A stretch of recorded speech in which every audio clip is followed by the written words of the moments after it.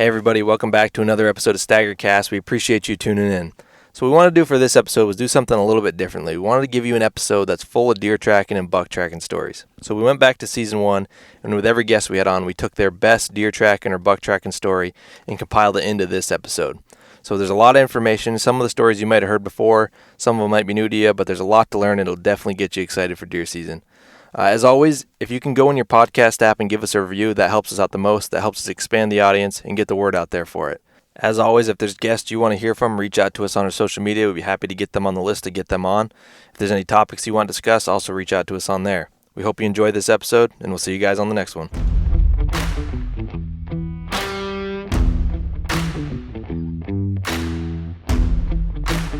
You're listening to STAGR Cast, brought to you by STAGR Gear.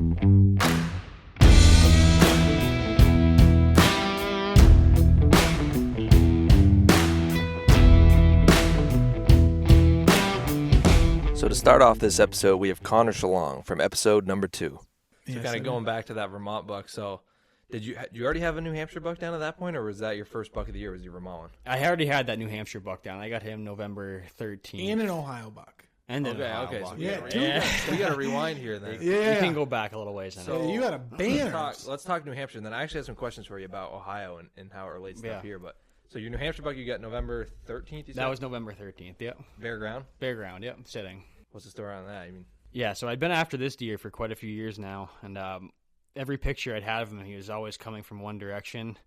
So I just, over the years, been scouting kind of further up that way and ended up finding a nice little bench up there with a lot of buck sign the year prior. So coming into this year, I knew I wanted to get up in there to check it out, see if they were still in there. And opening day of muzzleloader season this year, it was a washout, so you could sneak around and be quiet all day.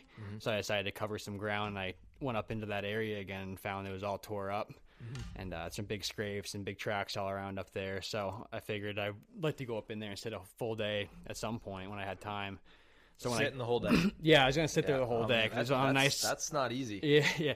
It was a nice little shelf and a lot of buck sign around in there, so I had confidence in there, in that spot. But I got back from Ohio and I had all my stuff packed up to go sit in there that following day, and I hiked in there and I got set up just after daylight or so, and I wasn't there very long, and I could hear a deer, what I thought was a deer coming, and I sat there and I kind of spun around and got ready, and next thing I know, I can just see his rack come up over the spruces right in front of me, about 40 yards or so, and I almost rushed my shot, but I talked myself into waiting because I knew he was going to keep coming towards the scrape that I was sitting on. So as soon as he took a few extra steps there, I had a decent shot on him, so I shot him, and he went 30 yards or so, and he was down right in front of me. Really? So Yeah. up on that bench was it like a wicked scrape line, or do you have like Yeah, it signpost was drops up there, or is it just kind of a natural area? It was or just what? a natural little bench area, and there was a lot of scrapes leading up to there, and Yep. just rubs kind of all going up to that bench. And it's just below the top of a ridge, so Yep. I figured they'd probably be up in there That's bedding pretty or cool. something. Yeah. How'd you end up finding that spot? Was it just putting miles on? Yeah, it, or just miles on the spring and winter scouting. Yeah. Just finding some good big scrapes, whatever, the good looking branches around. And Yeah. So you were sitting there how long, you said? I got in there probably just at sunrise, and he came through at 8 o'clock or so. I probably wasn't there Can't for be an down, hour. so you didn't have to sit all day. No, I didn't have nothing. to sit all day. I had all my I- stuff with me to be there all day, but I didn't have to. So That was They- that was a weekend, wasn't it? Yep, I think that Yeah. was. I believe that was opening weekend of rifle. Yeah, because I was hunting in Vermont that day. Yep. I'm pretty sure I was with my buddy Gilly, and I got the snap early. Yeah. And you're like, big buck down! Yeah. You're freaking out. It was Yeah, awesome. yeah. Love I that. was pretty surprised when I saw him coming through. I hadn't seen him at all in person, just lots of trail cam pictures, and then I found his sheds. Well, these were A his few sheds right years here. prior. Yeah, These two right here? These Yep. two are his sheds. Yeah, from the year. So let's talk about your 2020 bow kill, because I think that is pretty impressive. He made Pope and Young, correct? Yeah, In the he was Northeast. young? Really? He made Wow. Pope and Young. he was 130 and some change. What did he net out at? 128? I think it was either 128 or 129. 120. So, Right I down mean, there. Pope and Young's net 125. Yep. That's one of my dreams, personally, is to get a Pope and Young deer in the Northeast. That's it. Kind of a coveted little thing, but you actually had some history with that buck, Yep. and you hunted him for how many years? He was just. I think I hunted him just 2 years. Or a year and a 2 half, years, yeah. So run us through. Yeah, so Yeah. I'd been scouting this area quite a bit over the years, and I had found a couple of big scrapes in particular along some thick cover. And running cameras all that summer, I had pictures of him around that area. So I knew he was around, and then I figured come October, November time, he'd probably be hitting those scrapes. Yep. So I just kept tabs throughout the season on those scrapes there to see if he was at them. And he didn't start hitting those scrapes until mid to late October time, and that was all at nighttime. So I wasn't even hunting in there, just staying out of that area. I was hunting around there, but not over those scrapes. Yep. And then come late October time or so, he started showing up there pretty regularly. About every 1 to 3 days or so, he was hitting that scrape, it seemed like, just on the edge of daylight. So I knew I had to be in there for when he slipped up and came in there in daylight. So I sat there, I think it was 3 or 4 days straight, dark to dark. And on the last night that I had to hunt there before leaving for Ohio, he actually came through at 17 yards about 30 minutes before daylight, Really? or before dark. So yeah. That's crazy. So is that's White Mountains area as well? Yeah. too? Yep. That was all the White Mountain National So I mean, Forest area. this is a tracking podcast and stuff, but the way that Connor goes about finding deer throughout bow season all the way through tracking is the same. It doesn't change. Was he up on like a shelf like your other deer, or was that? Yeah, Just kinda said he's kind of up on a little knob. Yeah. Not super high up in elevation, but all in big woods though. Just area that he was Yeah. running. That's just pretty crazy. just an area I'd been scouting a lot and kind of had an idea where they like to hang that time of year and whatnot. That's crazy. Yeah. And that was your heaviest buck to date, That was right? the heaviest buck. Yeah, he was 205. Oh, yeah, 205. Yeah. Boba. Wow. That's Yeah. awesome. So you got your big buck tag for that one, and jeez. Yeah, I was and pretty, Pope and Young. Wow. pretty happy with that one. Yeah, That's awesome. That was my first like real big buck actually. So. That's crazy. And I think I saw a picture on Instagram. So that buck, you had a picture of it with an e-bike, right? That's right. Yeah. What's the story? Because like I was thinking about ordering an e-bike because like a lot of the areas that I hunt in Vermont and or I want to check out in New Hampshire, there's a lot of like good access where you can. There's like hiking trails and walking trails and stuff where you can get in there. I feel like that's going to save you so much time. How did that play in for you? Yeah, that was a big part in just scouting and learning the areas, just being able to get back in there a lot further and easier than having to hike it in there every time. You just otherwise you're not going to have the motivation every day to want to hike back in there. How far was that buck from like the parking area? He was about 1.5 to 2 miles from the truck where I'd parked when I shot him.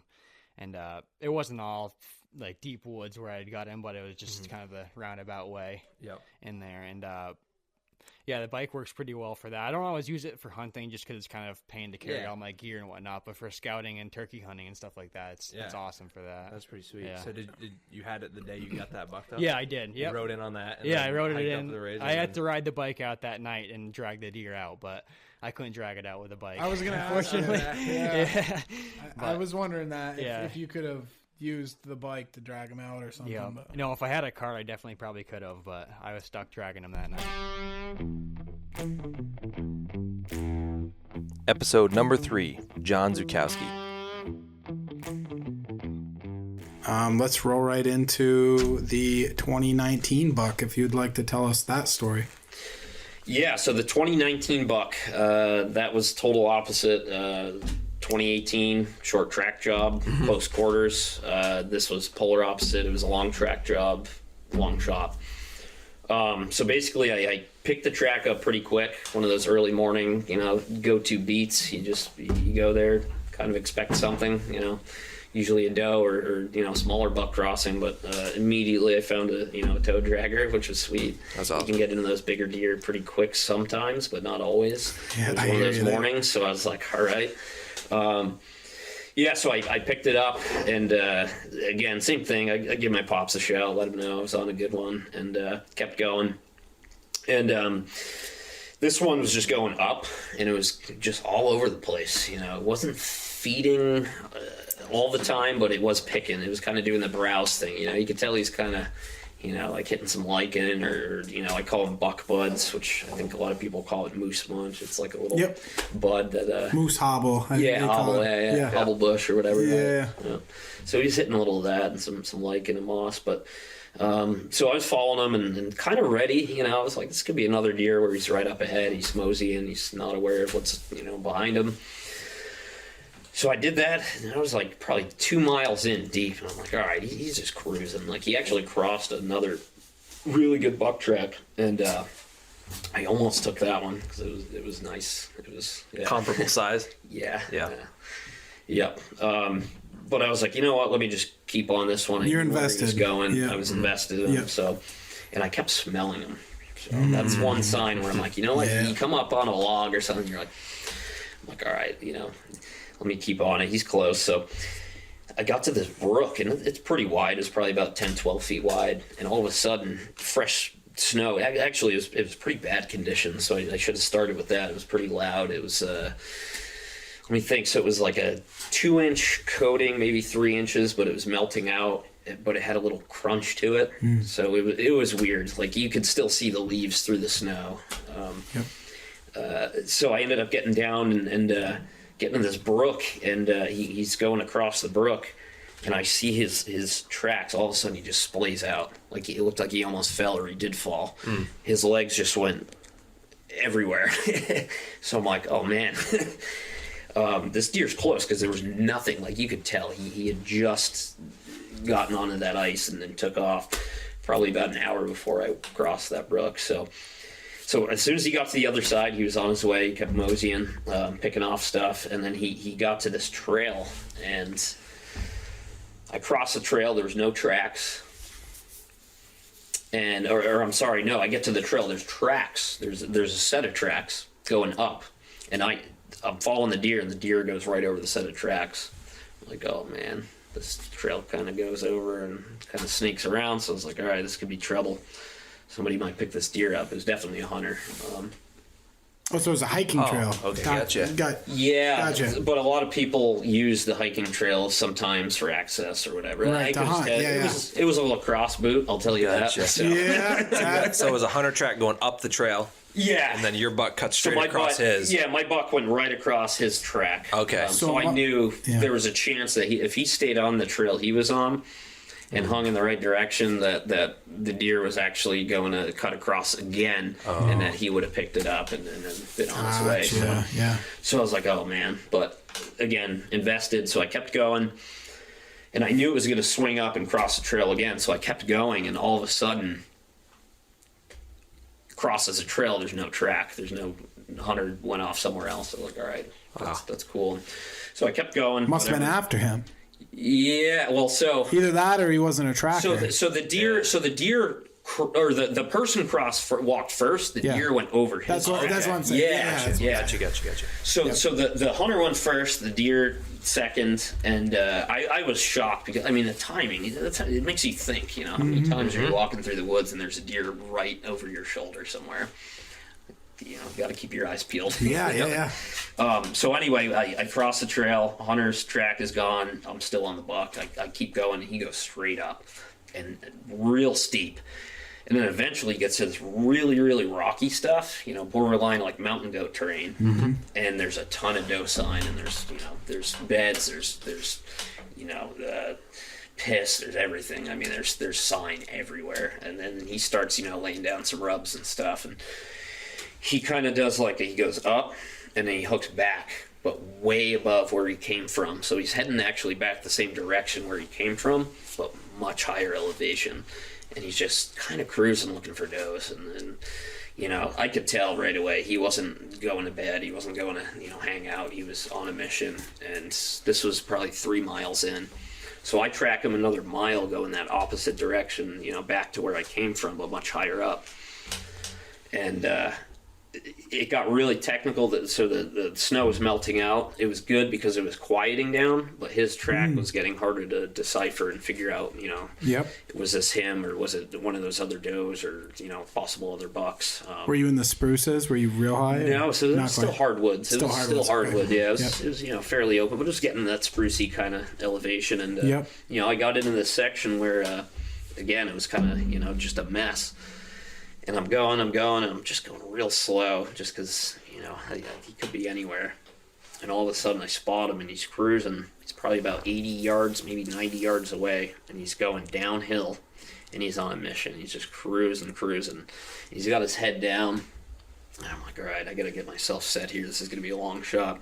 I have the scope, so I was like, all right, let me just get up on this tree. I position myself, and I get ready to take the shot. And he's just going down, and I wait for this one little opening, and I take the shot, and I see him just immediately go, and it looked like he got hit. He kind of hunched up. It's like, all right, I felt pretty good about that, and he just takes off, and this time I booked it right down towards him. After about probably 30 seconds. I couldn't see him. He couldn't see me. I was like, all right, I'm going. So I take off. I get down to him. And then I see his tracks and just a tiny bit of blood, some hair. I was like, all right, there's some contact. And he's just going down. And all of a sudden, I just go over this little crest, and I see him, and he's just, same thing, just booking it. So I take another running shot, and then he slows down. And then he kind of stops, and he went broadside looking uphill at me. And I think I shot him one more time, and he took off again. I couldn't see him, so I just kept going. I was like, all right, I think I got him. I called my pops, gave him a ring, let him know. And he was actually at work, so he couldn't help her. He was, he wasn't out there. So I went down, saw the deer laying there probably about 5 minutes later. It's like, all right, he looks done. And I gave him a little, a couple more minutes. I saw he was kind of light breathing, whatever. I thought for sure he was done. So I go up and I'm walking. I'm within like 10 yards of him. He just fucking bolts, takes off. So you had watched him for like 3 I minutes watched him right for there? several minutes. He was light breathing, and Towards eventually the end, he like you thought he was done. Yep. I think he knew I was there, and he was just like, They're tough, man. aren't they? They're tough animals. Incredible So animals. and I've never had an experience like that where I've seen them. I had a little farm going. I've killed chickens, I've killed goats, whatever. I was used to that, but it was I've never had a buck. Not just, that one at 30 yards, he just dropped and walked up. So that was kind of a new thing. I was like, all right, well, I guess they can fucking charge you. You can have a really bad experience if you don't. And I wasn't about to go, grab the rack. But I'm sure as hell I got close, 10 yards, and he bolted. His leg was, in rough shape. And the last shot, it was the last bullet I had without having to dig into my pack and get my, my emergency bullets. So I was like, I got to make this one count. And, I gave him one in the neck, and he was done. So. Episode number 4, Roscoe Blaisdell. Well, I don't know. Well, I could tell about tripod. Tell us about that. I had this monster buck that I and my neighbor had been after for many years. And he just had a huge rack, like a 160-inch plus rack. And he looked like a 230-pounder. He was just a brute.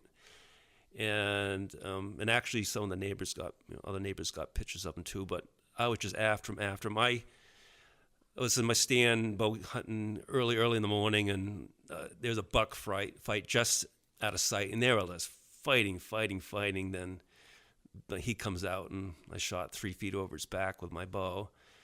Then I saw him a couple other times. I'm driving down the logging road, and he's on the edge. He sees me, and he runs off. But a few years back, I'm sitting in the stand muzzleloader season, and I look over, and oh my God, there he is. This huge rack. He's 40 yards away, rubbing on a tree. And there's like a hemlock right, it's just like a 6 foot tall hemlock. But I could see his neck and his head. So I took aim, I shot, and he bolted, took off, but his left front leg, he just wasn't using it. So he runs off, and I wait a while. I go check for blood, and I find a little bit, but I just can't find him. So I call the dog lady, and she got there pretty quickly, and we chased him around. And finally, the last we saw him, he just ran across this big swamp as fast as a normal deer could go. So we figured it's not ethical to keep chasing it, and it's going to survive. So, and I just kept looking for this deer. Well, so I hit him muzzleloader season early November. Well, December 4th, I'm checking my cameras, and oh my God, there he is with 3 legs. One leg was completely missing. Like, what the heck? Wow. So, how can you shoot a leg off? And I just felt like crap. So deer hunting season got over, and kept checking my camera. I'm getting pictures of him. He got along really good with 3 legs. He's just walking along. So that winter, it was a pretty tough winter. I kept looking for him, and I'd find a deer leg bone with a tarsal gland. Like, oh my God, there he is. So I just searched and searched and searched. I knew it was a buck, but I wouldn't find it. So I just kept searching. So around August, the next year, I'm checking my cameras, and oh my God, there he is. A 3-legged deer. He went from 165 inches or so to like 110 inches.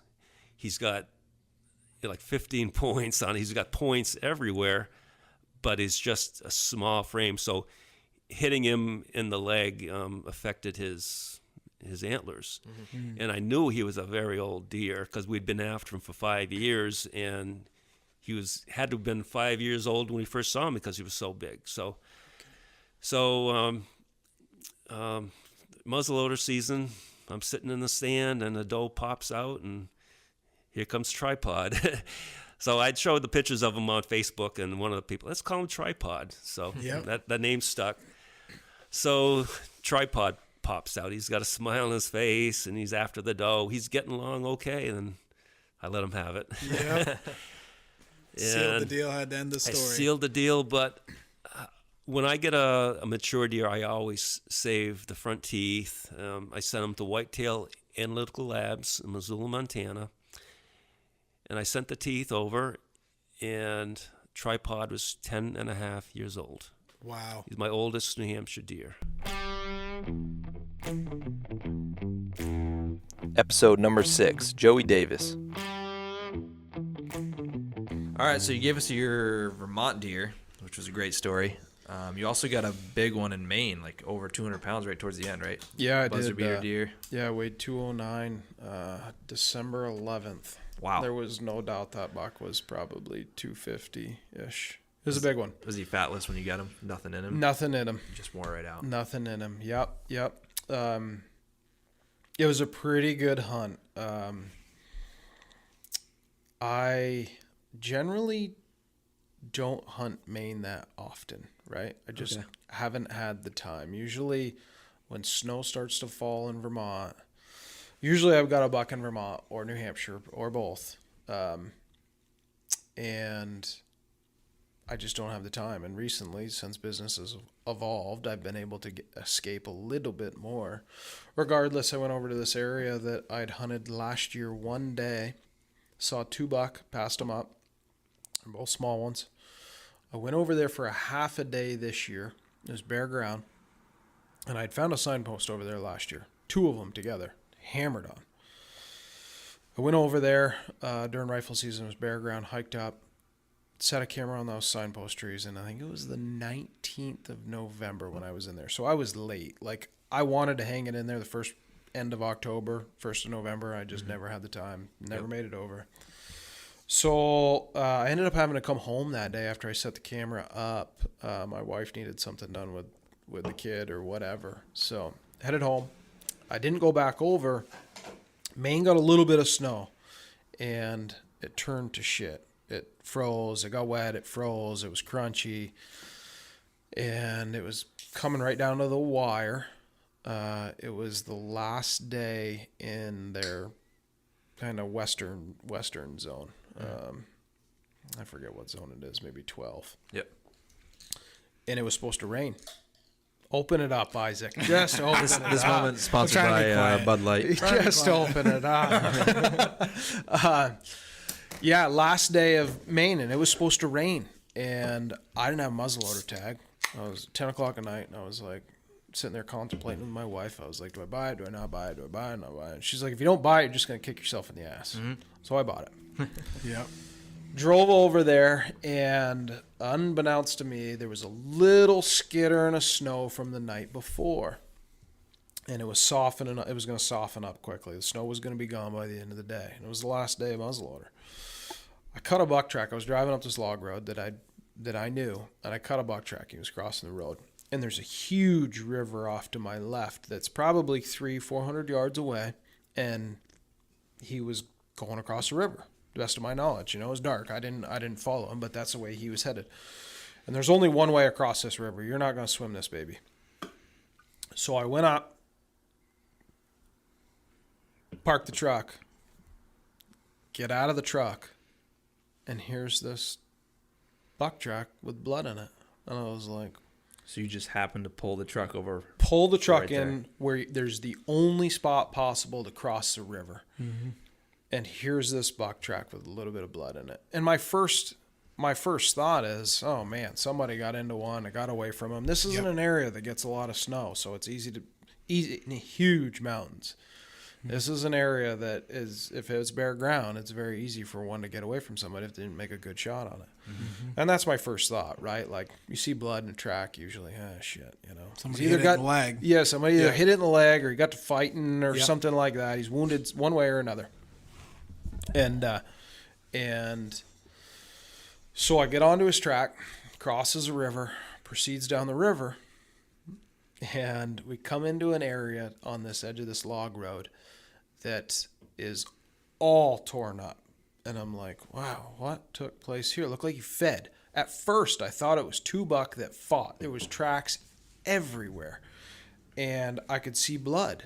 And then I got to looking, and I could see a little piece of hide, like a 6-8 inch piece of hide from a deer laying there. And I was like, what the hell? I got to looking around, and I could see where these coyotes, there was like 4 of them that came right on to where he was feeding, is what it was. He was feeding. And they got on to him. He obviously got into a tussle with them and got away. And at that point in time, I was probably a mile from the river, and he was headed that direction.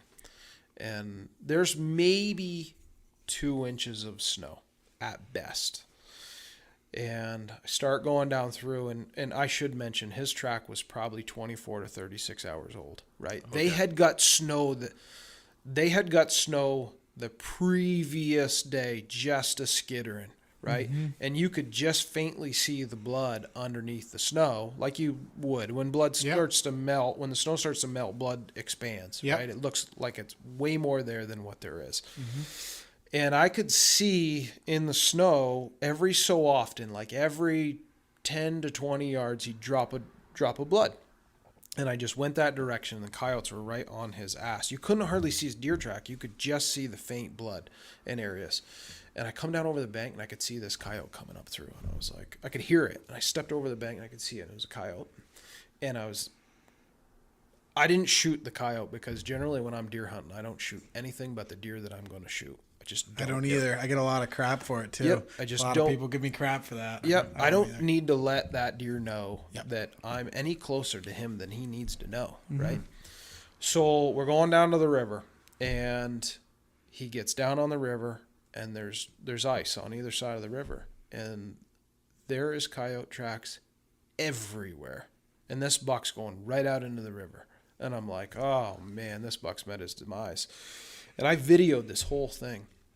And this river is waist to chest high, right? And it's 8 o'clock in the morning, and I'm not looking to get wet. And I figure the buck is dead, like dead to rights. Coyotes, there's tracks coming both ways across that ice. And I could see out into the middle of the river, there was a rock with ice on it and some snow. And you could see that there was blood on that rock, on the ice.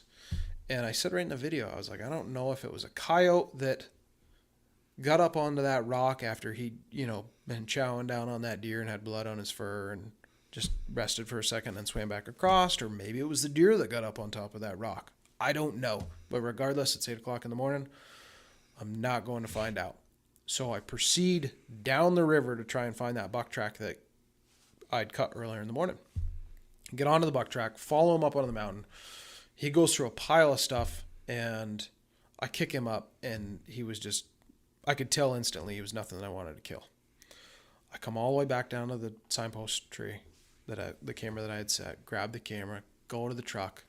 I'd marked where that deer crossed that river on my Onyx. Drove down the road, left the gun in the truck, because it's only 300 yards from the road, and it's nowhere that I want to, the river to the road from where I left him was like 300 yards, and it's nowhere I want to kill him, right? Even if he's alive, I'm just not going to shoot that close to the road. Yep.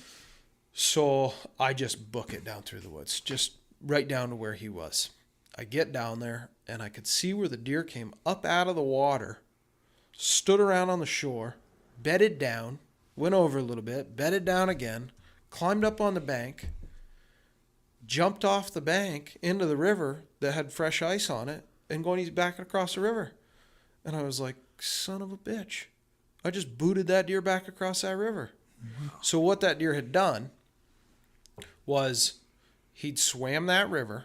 He'd got out onto that rock where those coyotes couldn't get to him, right? Because the water's moving. Yeah. Coyotes couldn't get to him. They left him alone. He got on the other side of the river and just bedded right next to it, because he knew that if they came across the river, he's just going to jump right back into it where they couldn't get him. Mm-hmm. That was his defense, right? Mm-hmm. So here I am. I come across. I push him back across that river. And I never saw him go. I was like a freight train walking through the woods. I get in the truck. I drive all the way back up, hike all the way back down the river like another mile or so. Get on his track. And he comes up out of that river, and he's running. And I'm just like taking 3-footers, just trying to catch him. And it's getting later in the day. It was like 2, 3 o'clock. Not quite 3 o'clock. It was close. It was close to it. And he starts walking, and he starts checking signpost trees, and he's just paralleling the river, walking.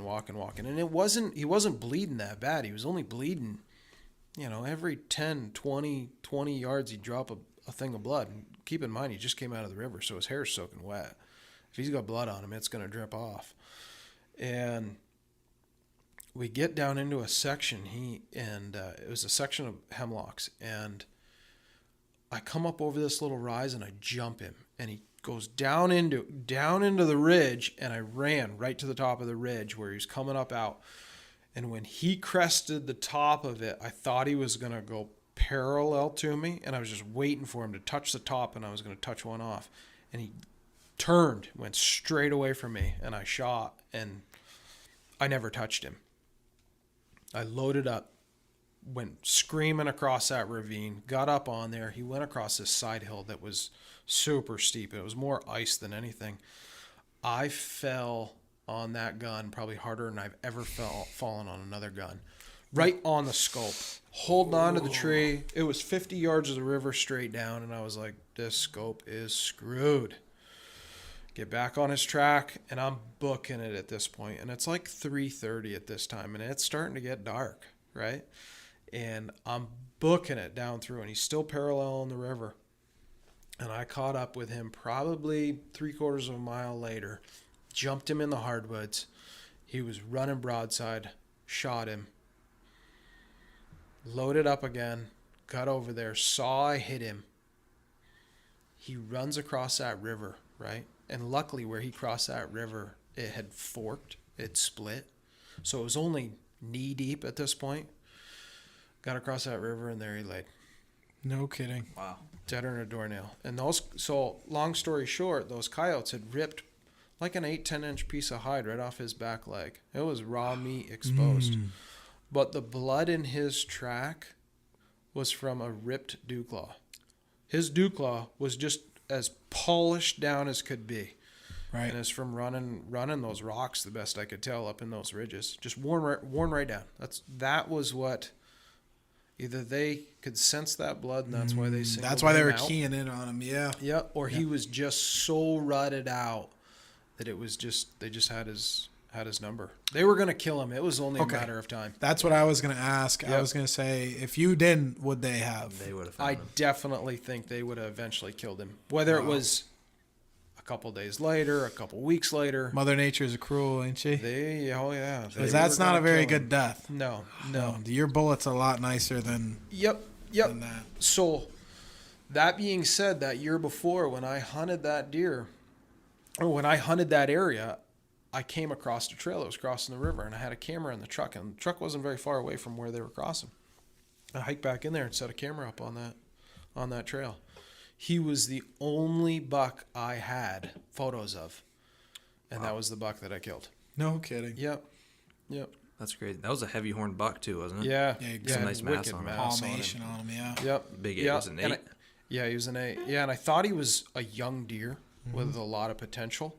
and he actually had gone downhill. Oh, no kidding. He'd actually gone the other way. You had him aged, or you just look at his teeth? They're Just all as worn well, out? he went downhill with his antlers. Oh, He had a yeah. split From when you first G2 saw the him. year before, and it was just webbed looking thing this year. And what did he weigh?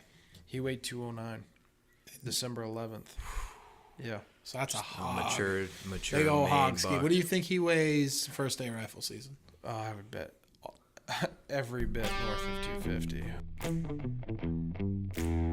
Episode number 7, John Wright.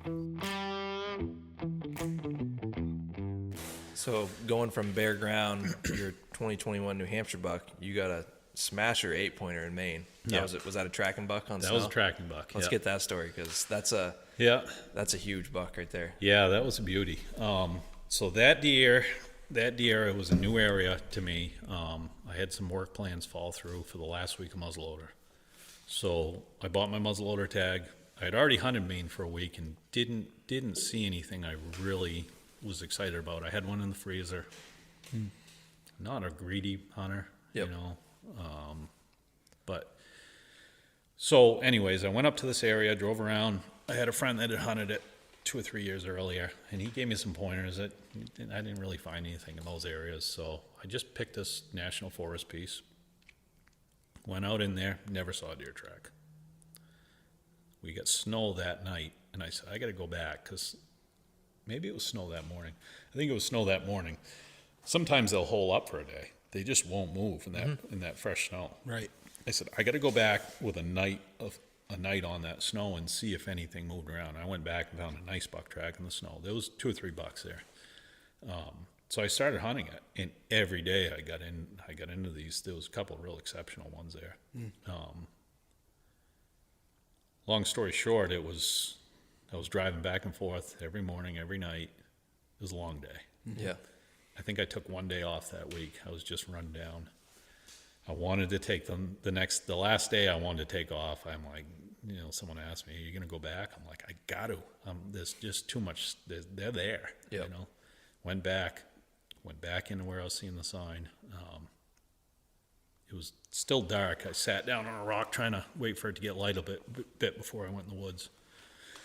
And I heard something. There was smoke there, and I heard something, and I could tell it was a deer. I poked up in there and had one blowing at me. And I saw there was 2 deer there, and I couldn't make them out. It was just, they were in the hemlock. It was too dark. Yep. They took off. Sure enough, nice buck and a doe. And the snow was like broken glass. It was crunch, crunch, crunch. So deathly slow, I followed them because I gave them some time to just settle down. I didn't think they knew what I was. Followed them. They were going up the ridge, and his steps started getting real short, real close together. I said, they're settling right down. He's going to lay down. He went over and ate those little orange mushrooms on a tree, those little teeny ones. Yep. And I noticed that a lot that week. They were eating those little orange mushrooms. On beach? Slimy orange ones. Yeah. On beach, yeah. And there's this ridge, and I can see there's a bench up in front of me. And I'm like, he's right here. I know he's going to be right here. And I heard something, and it sounded like bucks fighting. I'm like, were they just fighting up there? It's raining, it's starting to rain. It probably took me an hour to go 100 yards. I get up over onto that flat. Sure enough, 2 bucks had gotten into it. Like, I'm right here, and I couldn't see any of it happen. And it had been raining. The snow was softening. The tracks were deteriorating. It's go time now. Like, now I can move without them hearing me. There's all this ice clung to the trees. It's starting to fall out of the trees. Things are right. I start booking it on the track because, those foggy, rainy days, those tracks melt out quick. There was only a couple inches of snow. Yep. And I'm booking it on the track. Another buck joins in. So now there's 3 bucks, a doe, and all 3 bucks are just dogging this doe. And they go up a ridge, and then I see another, and it's one of the big ones that I was tracking earlier the week. But it was a little bit older. Do you get off these 3 smoking buck tracks to take that big one? It's the last day of the season. Last day. Oh, so I marked it. I marked it on my GPS. I'm like, I gotta at least these deer are right in front of me. I gotta at least have an encounter. I can always come back to this track. It's early. What time was it? That was probably 10. Okay. Yeah. A lot of day left then. A lot of day left. Yep. I marked on my GPS, followed them. They got to the very top of the ridge and they turned, and they were kind of paralleling it. And the doe was just feeding. They were feeding a little bit, but they were like intermingling with each other. You know, you could tell they were close to each other. Mm-hmm. And all of a sudden they got in this big area. It was probably 20-yard circle, and they rubbed. I mean, they just thrashed all these trees. I took a picture of it. I'm like, Yeah. whoa. I mean, they had all these trees busted off. It's like they got in a match to see who was Tougher. Yeah, you know. Yeah. And so they're paralleling. After that, they're paralleling this ridge, $3 on the doe, and I'm going along, and these tracks are smoking. There's steam rolling out of them, and all of a sudden, 2 of those bucks, and now they're all the same size tracks. They're probably 160, 170, maybe 180. 2 of those bucks slabbed down off that ridge. I'm like, okay. And the one that stayed with the doe was a little bit smaller track, but it was wide open down off to the left where those 2 bucks slabbed. I'm like, boy, what do? You know, you go with them or you stay? I said, I'm going to stay high because I can see down there. Right. I can see down there. Mm-hmm. If I come up on them, I've got the height advantage. Mm-hmm. So I'm going along, I'm following the 1 buck with a doe, and I'm looking down here, and like something's going to happen. I'm so close, I just know something's going to happen. And I see something dark, like way out in front of me. I put my binoculars up. It's a log or something. Pulling back down. I mean, the stuff's falling out of the trees. And I look over like this, and that buck was bedded 25 yards looking down that hill. Oh, wow. Boy. Not a clue I was there. Yep. And I could only see about 6 inches of him, his body. But, I mean, his head in his rack, his head was up, and he was just looking, chewing his cud or whatever. I'm like, boy, if I could get against a tree and just get nice and steady, I'm like, so I took a couple steps, and I'm like, oh, boy, you could blow this. So I'm like, if I could get him to stand up, so I blatted at him. I had to do it 3 times. He finally stood up, and I shot, and he didn't go 25, 30 yards. He was dead. And he's an impressive buck. Yeah. Grab that rack, Isaac, real quick for the video grab people. That's a heck of a buck. Yeah. So that was late season muzzleloader, December 11th. and those 3 bucks are thrashing around, Yeah. still all aggressive like that. Yeah. Yeah, they were hold that thrashing thing up. around. They were fighting. I mean, this deer was all gored up. He had a gore mark in his shoulder, his tenderloin. I mean, he was just a mess. Yeah. And I don't know what those other 2 were, but they were probably pretty comparable. I mean, they weren't little baskets. And you said they all had about the same size track? They all had the same size track. I bet you'll be back in there next year. What do you think? Yeah, I'll probably check it out. Yeah. And Yeah. what'd that buck score? 140 something you said? Yeah, he grossed 146. He netted 143. Yeah. Heck of a buck. He's a special thick, one, man. Thick bases, swoops Yeah. out really big. The mass carries the whole way. He's Yep. a giant. He's got nice brow tines. Yep. You know. You can't. What do you think that deer ages out at? You know, I looked at his teeth, and I know that's not real solid, but I figured he was probably 5.5. 5.5. Yeah. And he weighed 160. I mean, he was run down. Right. I don't think he was ever 200 pounds in his life. Really? Just didn't have the frame? Or? No, he wasn't that big. I think he was probably 180, 185. A lot of feed went to his rack by Yeah. the looks of it. And that's you know? those deer that got the big racks are not usually the 240 pounders. Yeah, no, I mean, The there's something to 170, that. 180s, There's something grow to the big that, ones. Yeah. you know. Seems And like. I mean, it took a lot of energy to grow those things. Yep.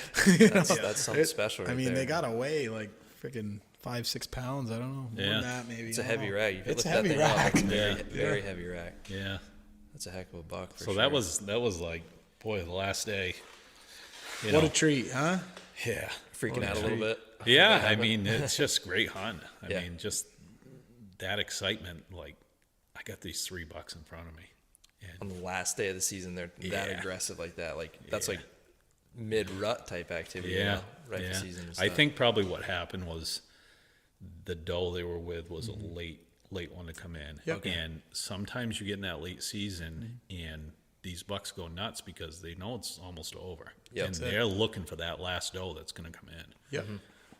I've seen more bucks fights in late after Thanksgiving than Interesting. early season. I have too on snow. I've Yep. seen more in December than I have during rifle. Mm-hmm. That's And, interesting.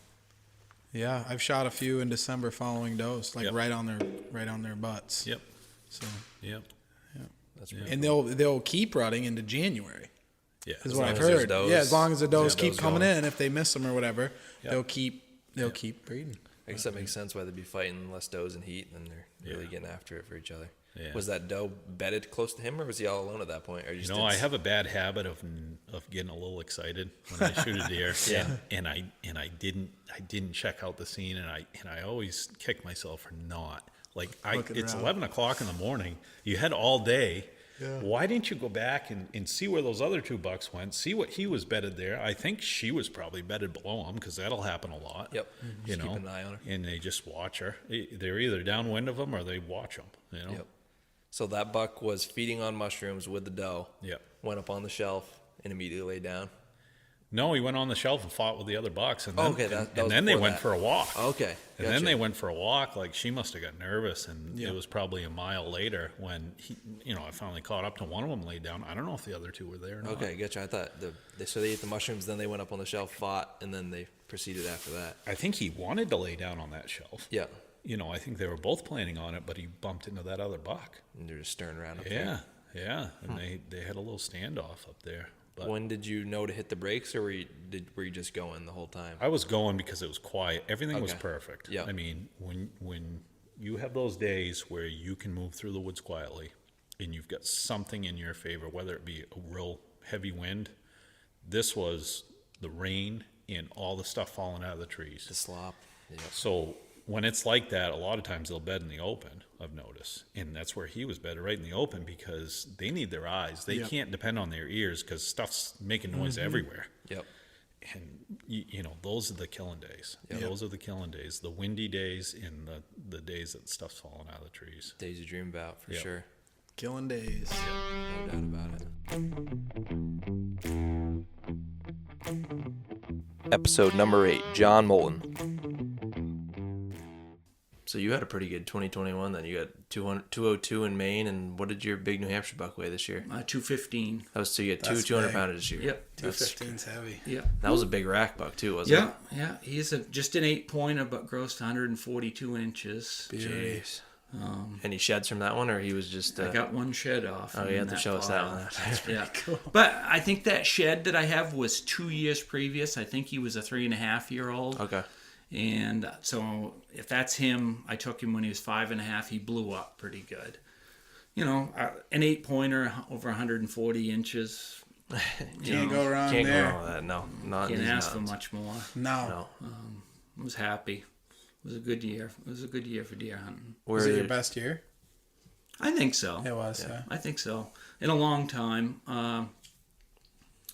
I've never shot 200 pounders before, but I've had some good years where shot some nice bucks. Yeah. But 2 weeks, 10 days apart, something like that. That was a pretty good run. That's a pretty good run. It sounded like your Maine trip was on a whim, wasn't it? This year you weren't even planning on going to Maine, was it? Yeah, I wasn't gonna go. My dad passed away, and then I was like, "Geez," and then I decided last minute to go. Yeah. It was Thanksgiving week, so I'm kind of glad I did. Yep. It turned out good, but yeah, I like Maine.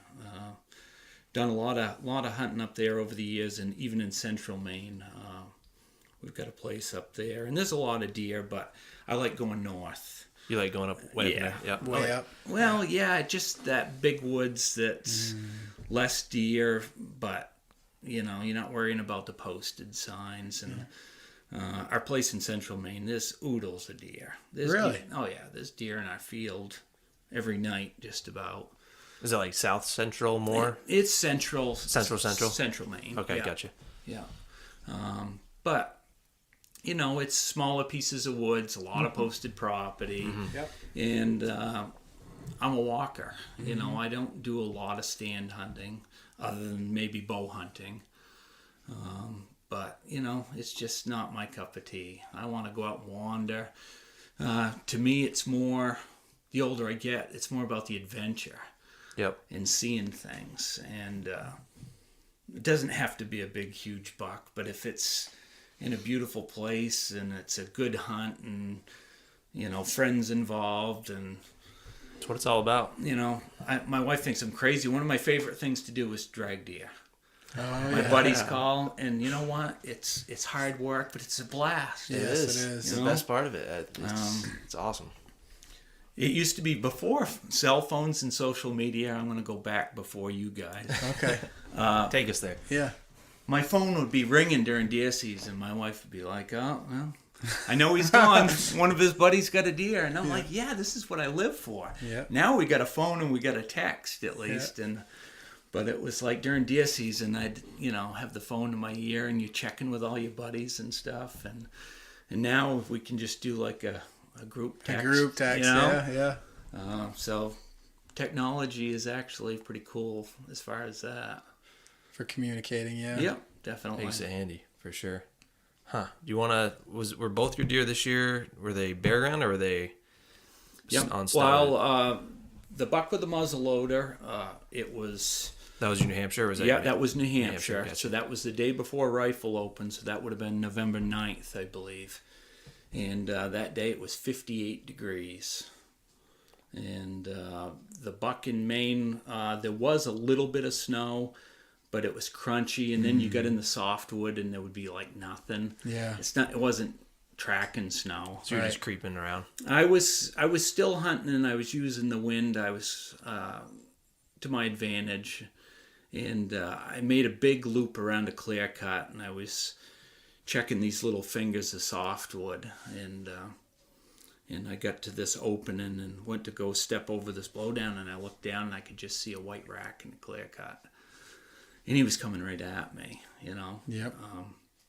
and he came a little bit, and I had him in the scope, and then he's going to turn, and there was a bunch of fir and spruce right there, 6 or 8 feet tall, and if he would have turned, went into that, so I had to pull up and shoot. It was 100 yards, and I just dropped him. I was lucky, I guess, and I couldn't believe it. It happened real quick, Do you use a scope or do you? I use a Trigicon on my carbine. You got AccuPoint, Uh, or is it just a traditional one? just a traditional one, Yeah. but I've got a open sight peep one too, which I'm probably fine up close, but my eyes aren't as good as they used to be. Yep.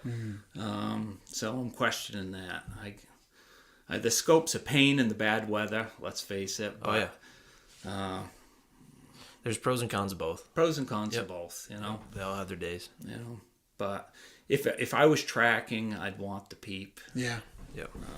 Just because most of the places, most of the time, it's going to be a close shot. Yeah, you're not gonna get that long one anyway. Not usually. Yeah. There's those freak things that Yeah. happen around a cut or some wide open hardwood, but that's not. Doesn't happen much. There's no substitute for the speed that you get with the peep, being able to pull up and Quick. crack them It's off. quick, man. Right. Yeah. Yeah. What was the story on your 2021 New Hampshire buck? So you gave us your main. What was the story on the New Hampshire one? That was, I'd been hunting this mountain. I'd seen a lot of deer. I'd actually passed up a couple of small bucks. And a buddy of mine had seen a buck that morning further down the ridge, and I went down that way, and it was hot. It was warm. It was one of those days that it's like I'd stripped down and I had a sweatshirt on. I was down to a t-shirt when I was climbing up in there. It's like 1 o'clock in the afternoon, and I'm going back up the mountain for the second time, but further down. And it's one of those things. I was checking the softwood knobs, and I came down off this shelf, and it was a wicked rub and scrape line right there. And I'm sweating, and I just said, geez, I gotta cool down. I backed up against a tree, and I wasn't there 2 minutes, and he was coming down that scrape line. Really? Wow. So 2:30 in the afternoon, Cruising.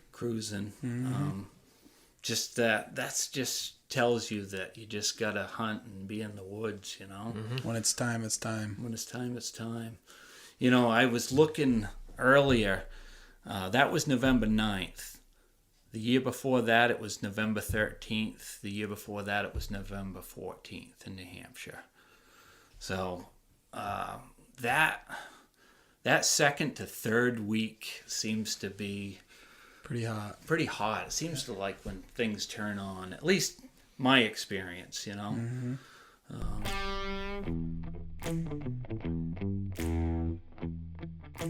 Episode number 9, Dr. Chris Jenkins. Back to the tracking topic. I know you come up to the Northeast to track, but have you ever had the opportunity to track in those southern mountains? Because I know you get like a snow every once in a while. Has that ever happened? Yeah, so I've done a little tracking out west as well. Yeah. I've killed a couple mule deer on track. Oh, okay. Nice. And then, so yes, we probably get like 2 or 3 snowstorms a year. And, usually one's significant, maybe like 6 inches, and the other ones might be an inch or 2. And usually the inch or 2's gone that day, the next day. 6 inches probably gone in 2 days. So it's pretty rare. And then the other thing is that most of those snowstorms would be like after the deer season, January, February. But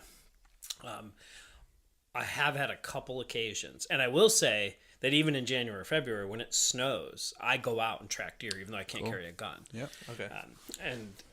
But that helps, just like you guys would have here. You just learn these routes, like, oh, deer like to use that gap. We call it a gap, but you might call it a notch or a pass, or so. So I'll go track them to learn like that. But I have had a couple times during hunting season where I could track a deer, and it helped me kill one of my biggest mountain deer. In that I didn't kill it on the track, but I tracked it up to a high mountain, and I had to leave, but I saw the track going to the top of the mountain. And so the next day I went in, couldn't finish the track, and I had a work meeting. So the next day I come in, and I just went straight to the top of that mountain, and that deer was on the top mountain. I ended up killing it. But No kidding. but no, I've never killed a deer on a track in the Southern Mountains. It's so rare to have that opportunity. It's not. I mean, if it snowed, that's what I would do. But in the 13 years I've lived there, I mean, it's happened twice. So. Boy, I bet they wouldn't be looking on their backtrack down there.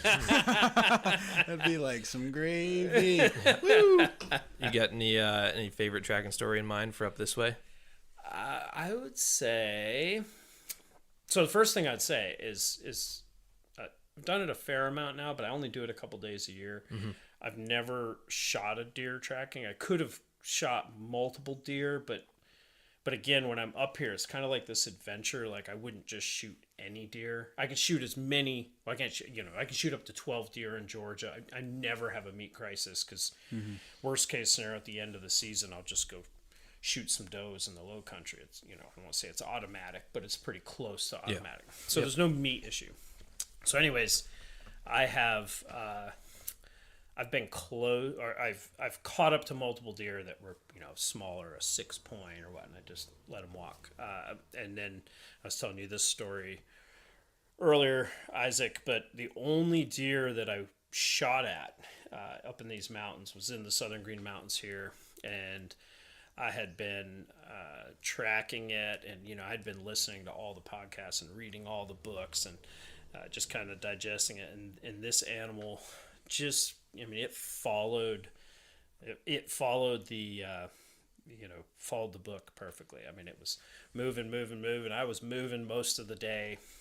Later in the day, towards midday, it was very obvious. It started feeding. First, I came up on a birch, and there was a mushroom, and I could see it pull the mushroom off this tree, and then it had moved up, and it scratched, and it looked like it might have been eating some ferns or something under the snow, and did it again, and then I moved up towards this knob, and this, he didn't see me, but he just happened to stand up when I was about 50 yards from me. Just stood up, kind of, and then just casually started walking away, like right in front of me. He wasn't walking away from me, and he was in some whips, and so I pulled up my gun, and he was a decent 8 point. I don't know exactly body size. I don't know exactly how to judge the body size up here, but I ended up shooting and hitting a small tree, which was heartbreaking.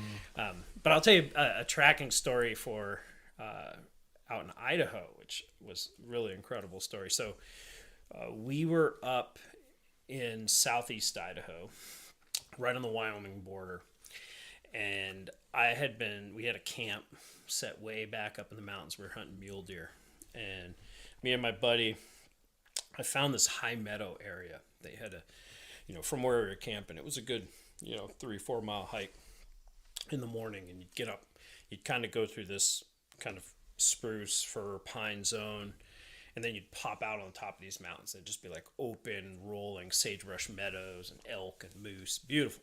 And there were 3 really nice mule deer kind of running around on these tops. And me and my buddy hunted them for multiple days. One day I missed one of them. She took a long shot, like a couple 100 yards plus, and missed.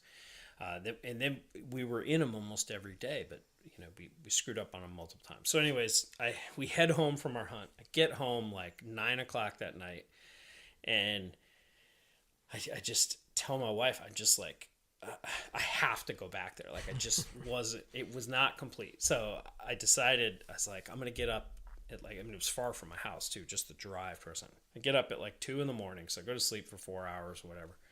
Get up at 2 in the morning, start driving there, and there's a blizzard. And it ends up, I should have got there by sunup, but because of all the snow, I ended up getting there probably about 10 o'clock. And I had to park maybe a mile from where we were parking previously, because the snow was hitting the frame of my truck. And so I just parked it there, got out, went up this mountain, and I hiked around for a few hours, didn't see a single thing. And I was like, man, I can't find these deer. And so I'm walking out, and I start walking out, and I come in between these 2 like kind of big Christmas trees. I don't know if they were Doug firs or what they were, but anyways, and right behind each of them, there's 2 deer beds, and these deer tracks get up out of these beds, and they kind of go opposite directions. And so I picked one, and I'll make the tracking story short, I guess, but it was the deer basically just kind of did a big circuit through these meadows, moving pretty consistently. And I ended up kind of coming up over a little sagebrush rise, and I just was peeking up, and he was just probably 30 yards in front of me, just kind of feeding away from me in the sagebrush, had his head down, didn't even know I was there. And I ended up shooting him, and he died right on the spot. But then this afternoon, I'm in like a foot of snow, and I got to get this giant mule deer out of the mountains. So I break the deer down, and I've got miles back to the truck. So I bring one load back, and for some reason I left my rifle on the deer carcass. So I leave my rifle, and I've got this pack, and I hike out, and actually it was interesting. On the way out, the other mule deer, which was even larger, came about 40 yards from me. It was just standing there looking at me. I was carrying his buddy on my back. Oh man! And so then I hiked. Long story short, I hiked that back to the truck, and I had to go back in. I had no food or water because I just, like I said, left in the middle of the night, and got the second load. And as I was coming up, as I was getting back to the carcass, I'll never forget this. I've never seen a mountain lion in the wild. I've seen wolverines in the wild, and grizzly bears, and all these animals, but a mountain lion track had come to my track where I hiked out, and had followed my track out. And so I'm walking up, and all of a sudden I see there's a mountain lion track in my boot track. And everyone just kind of stopping and like looking around. And anyways, I never saw the mountain lion. And my gun was back on the you carcass. left your gun on the deer. So That's gonna be a little spooky though. Your hair was up on your neck on that one all the way back. I bet. Episode number 10, Charlie Foote. Would you say, so you describe yourselves as a tracker when there's snow, but in recent years when there's been less snow, you've been taken to stand hunting and hunting scrape lines? Well, I like to still hunt pretty well, and I've had awful good luck calling and rattling. Okay. That buck growl call that I was talking about, I ended up tracking the deer to use that buck got buck growl call, but I was on a scrape. You know, you get these calls and they all tell you about how wonderful it is, and if you're going to call deer, you better get up in a tree so you don't get attacked by them. Yep. But, you know, I came to a real nice scrape there, and I took this out, and I said, well, you know, everybody else been talking about how good it works, and so I blew it 2 or 3 times, and, you know, I got a little impatient. You know, I was thinking, this thing's as big a joke as anything, and took 2 steps, and there was a buck right there, and he took off. You know, I'd called in a buck, but then, you know, I got on his track here. You know, it was first Saturday of rifle season there, and I found his track, and, you know, he was a deer that was on testosterone overload. I mean, he was making scrapes and rubbing trees and checking every doe track he could find, and then, you know, I came to a spot, he going into the softwood, and there was a little patch of open hardwood where I could see, you know, just, you know, stopped in that open hardwood, and got out my call and blew it 3 times, you know, did 2 growls and 2 grunts and a big old growl, and I was tucking that thing in my shirt, and the deer literally charged me. No kidding. You know, he brought 8-point deer rack to a gunfight. Is that the first one you ever had charge you like that?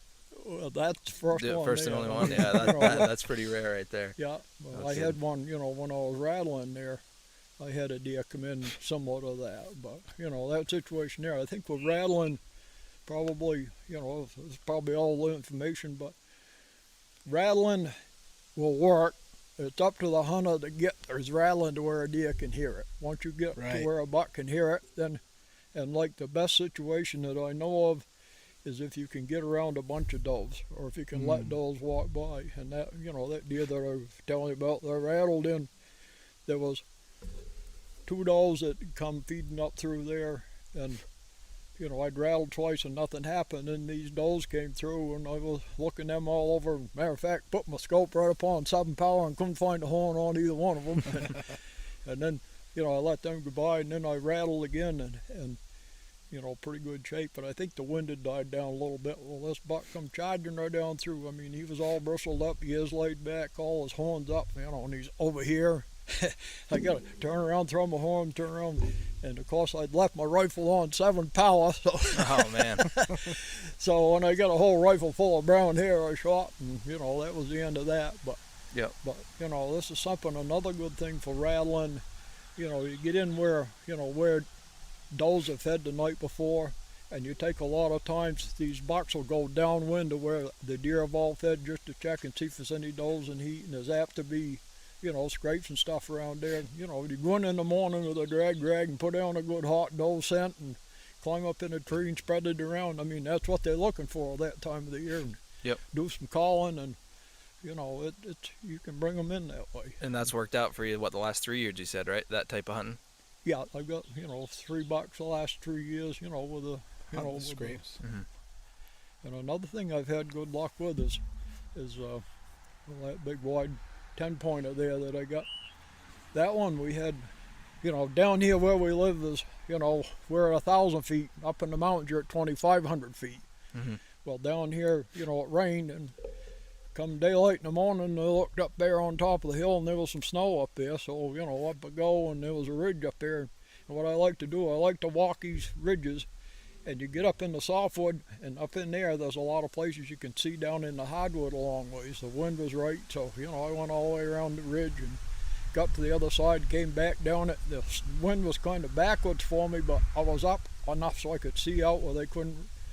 And there was a spot there where the deer always crossed. I got to that spot figuring there might be a buck track here, and there was 2 moose tracks and a bear. So, so then what I did, I got out my GPS, and there was a spot further over that the bucks had been working there, you know, big time a year ago. So I put on some doe and heat scent, and, you know, doctored things up, and I laid me a track down through, and there was a spot where I went through, there was a clear cut there, and there was a patch of softwood both sides of it, and then there was a nice finger of hardwood went down through it, and there was quite a bit of deer activity there. So I walked down through there and went over where the bucks were, and there was, you know, last year, and there was nothing there, which is not unusual for this area. Yep.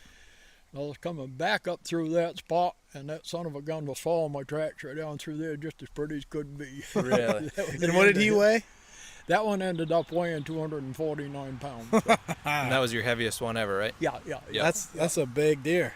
Yeah, That's was a big deer. buck. It was exactly 2 miles from where he dropped to get him out of the woods. No kidding. All by yourself? Well, my wife, I got to give all the credit to my wife. She puts up with an awful lot of obsessions for me and stuff, but she insists every time I get a buck, I come get her to help me drag it out. Oh, so no I kidding. went and got her, and we dragged it as far as we could and left it. And I had 2 friends that I told about it, and got out the truck, and the truck was parked there, and they'd been tracking us down. I went back to get them to help them, and they headed out to a road there where we unloaded. I got a deer buggy in the national forest. You can't put an ATV in the forest, so we put it in that deer buggy and brought it out. But that was, that deer was following the doe, and a hot doe scent is what he was following. And, No kidding. And you said he was right on a hardwood finger down through some softwoods.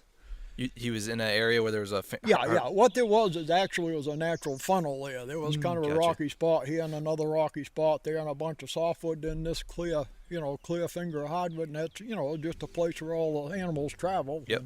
And he was right there. No kidding. And that was 2 o'clock in the afternoon. It wasn't, Yep. Just cruising through. He was out looking for a doe. Yeah. You take early on before they find does.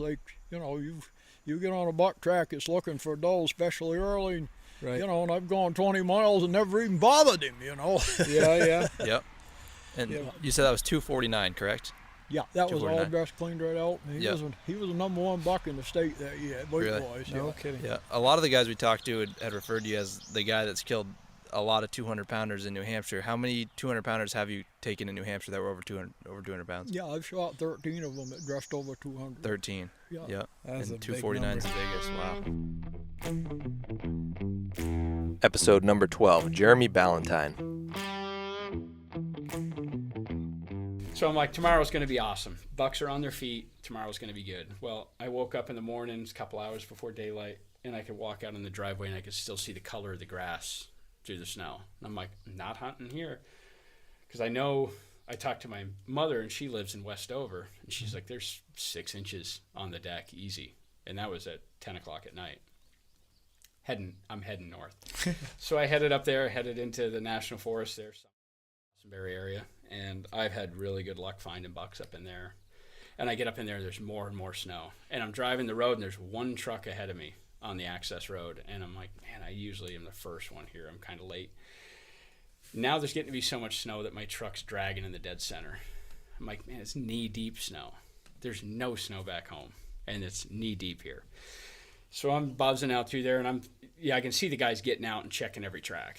And I'm like, man, this is going to be, I'm going to have to cut one that's crossed, or I'm going to have to take a side road that he hasn't.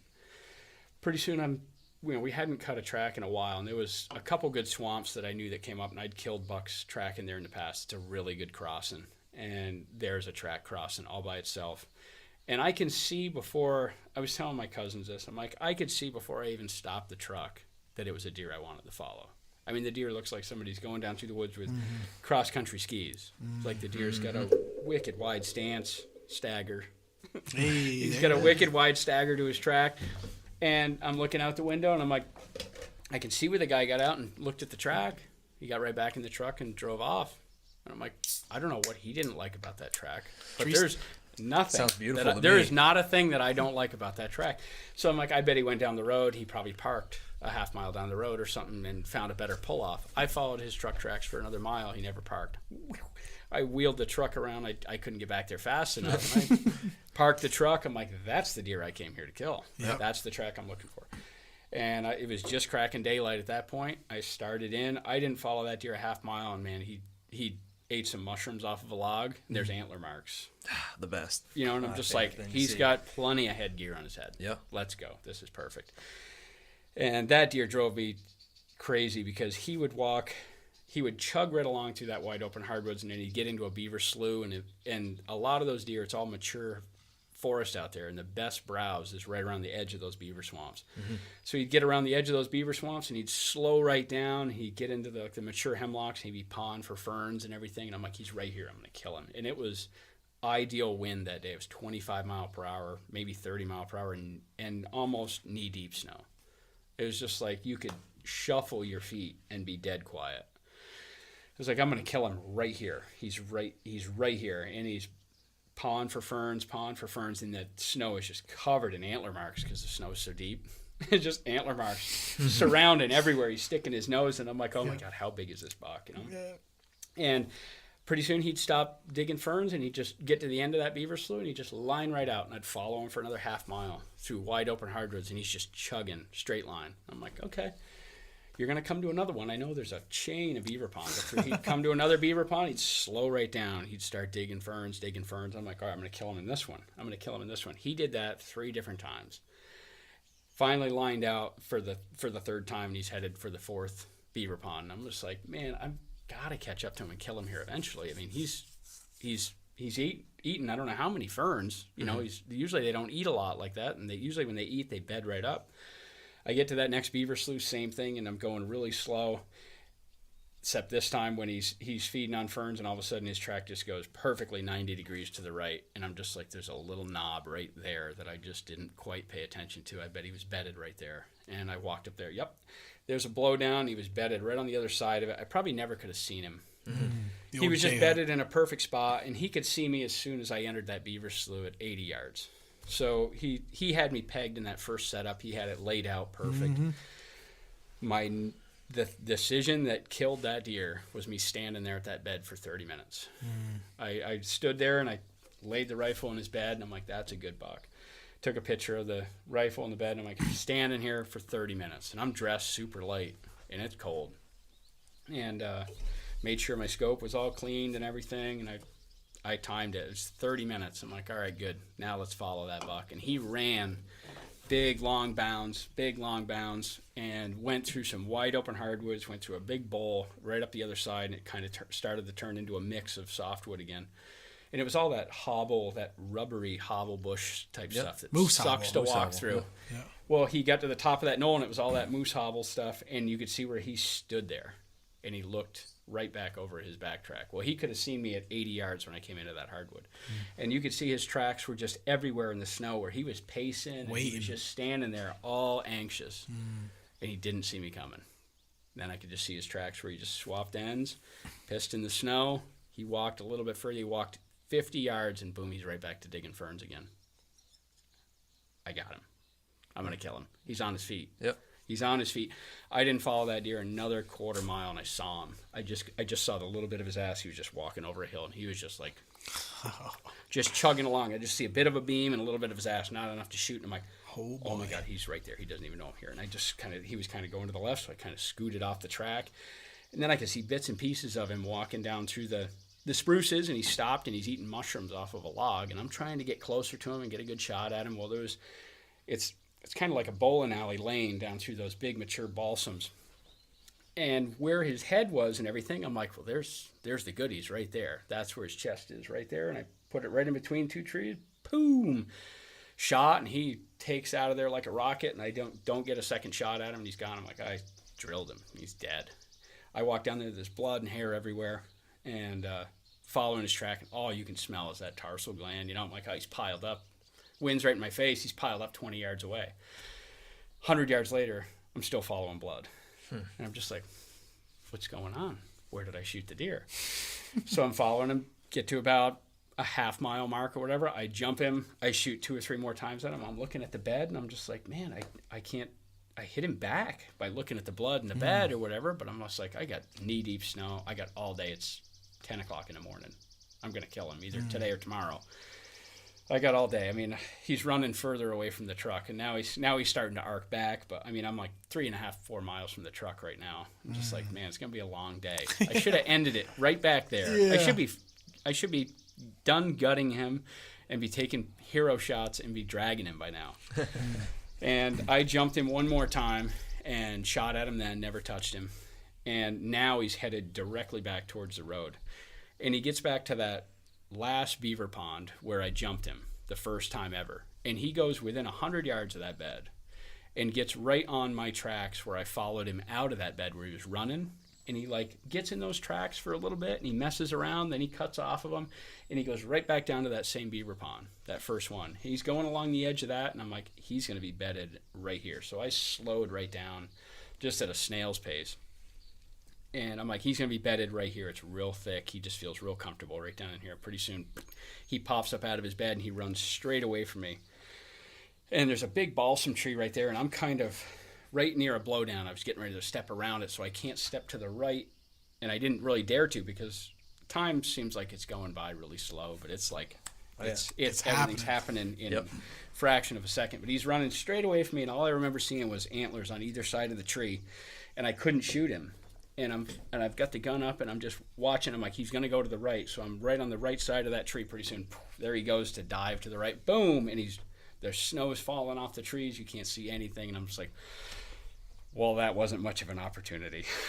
So I racked in another shell, and I go running up there to where I last saw him, and it looks like you're dragging a sled. It's just like you can see where he just snow angeled in the snow, and then he's all over the place, and he's laying right there dead 10 yards. Jeez. I'm just like, whoa, I hit him. So you hit him that last time. Yeah, I piled him that last time, you know, and it was just practice of shooting running deer. Right. Where did you hit him the first time? First time I clipped him right in the hind quarter, and it kind of came out like right in front of the other hind quarter. So you got some gut. Yeah. So I just somehow the deer, looking at the tracks, and I was thinking about it, I was like, yeah, I could see the part of his head over here, and I thought that was his chest. What he was doing was he was eating those mushrooms, and he was kind of walking around that log, and he just shooting down those little lanes.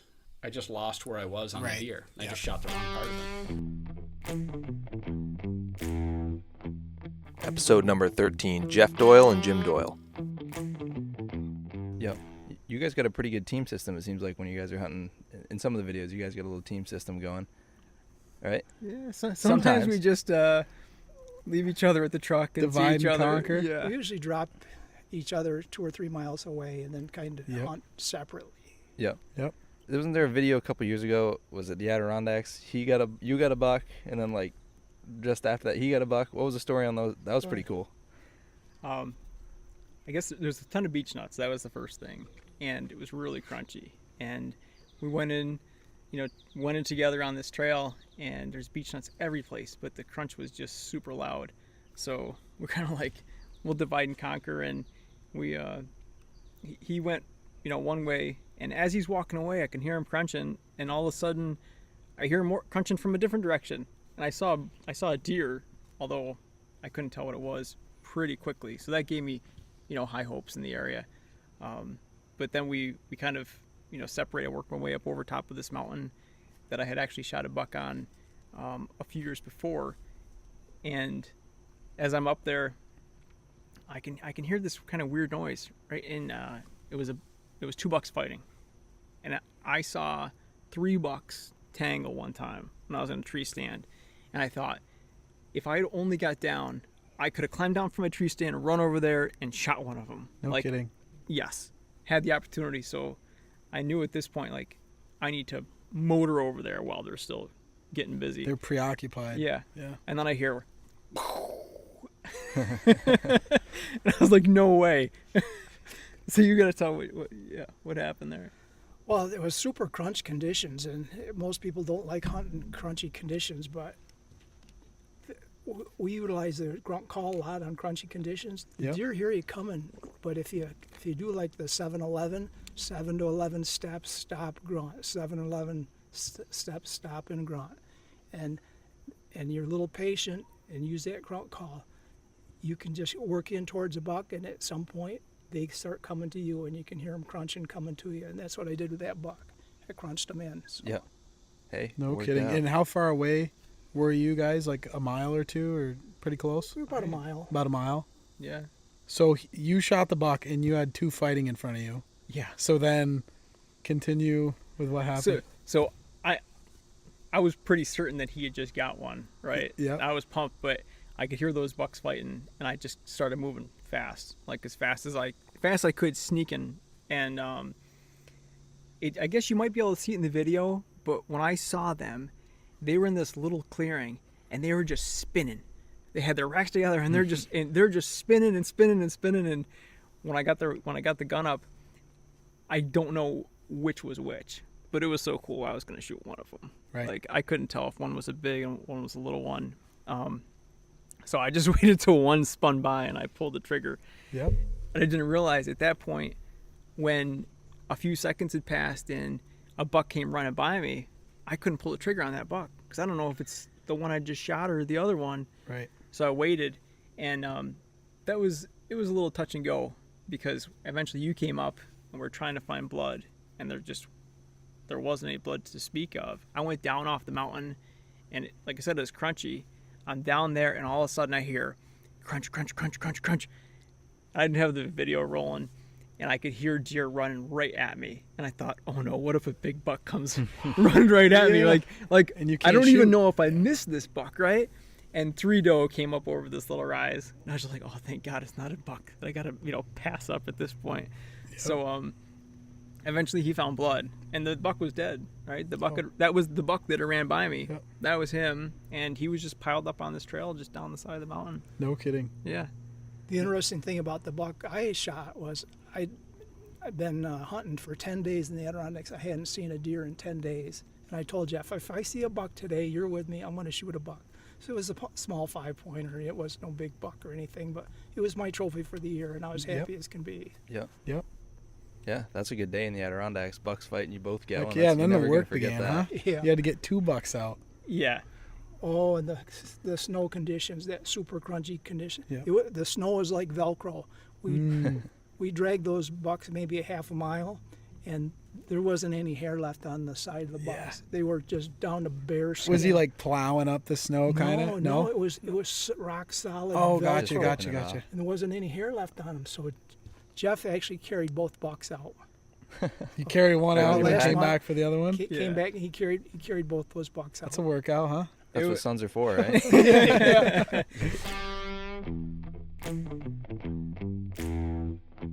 Episode number 14, Rodney Elmer. Hey, can you tell us a story about kind of like your first big buck tracking in Maine, your first 200-pounder that you tracked down? Yep. That was when we were going north, up on the Golden Road.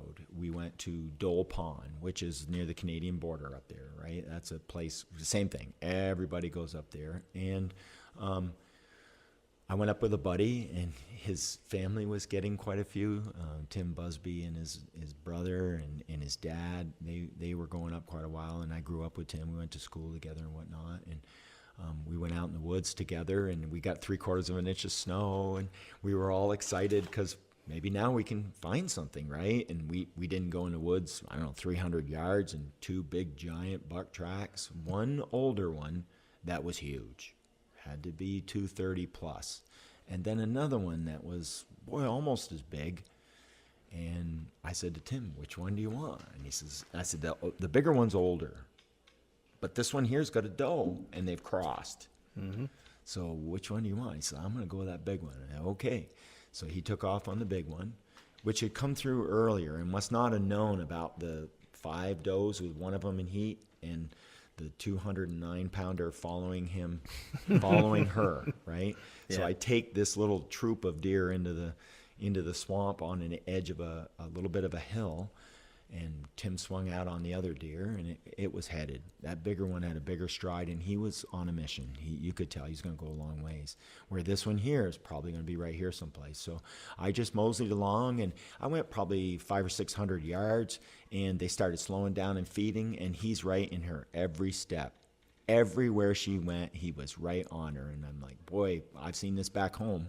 Right, in Barrytown, right? I've seen this back home. I know what this means. They're going to be together. This is looking good.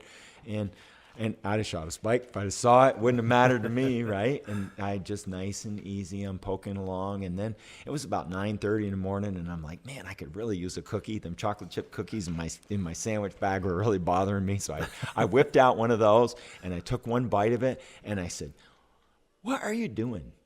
Right, this could be the biggest buck of your life, and you're eating a freaking cookie. Put the thing away, right? I've been there. So I put the cookie with one bite out of it back in the bag, and I zip it back up, and I'm like, get back on the job, right?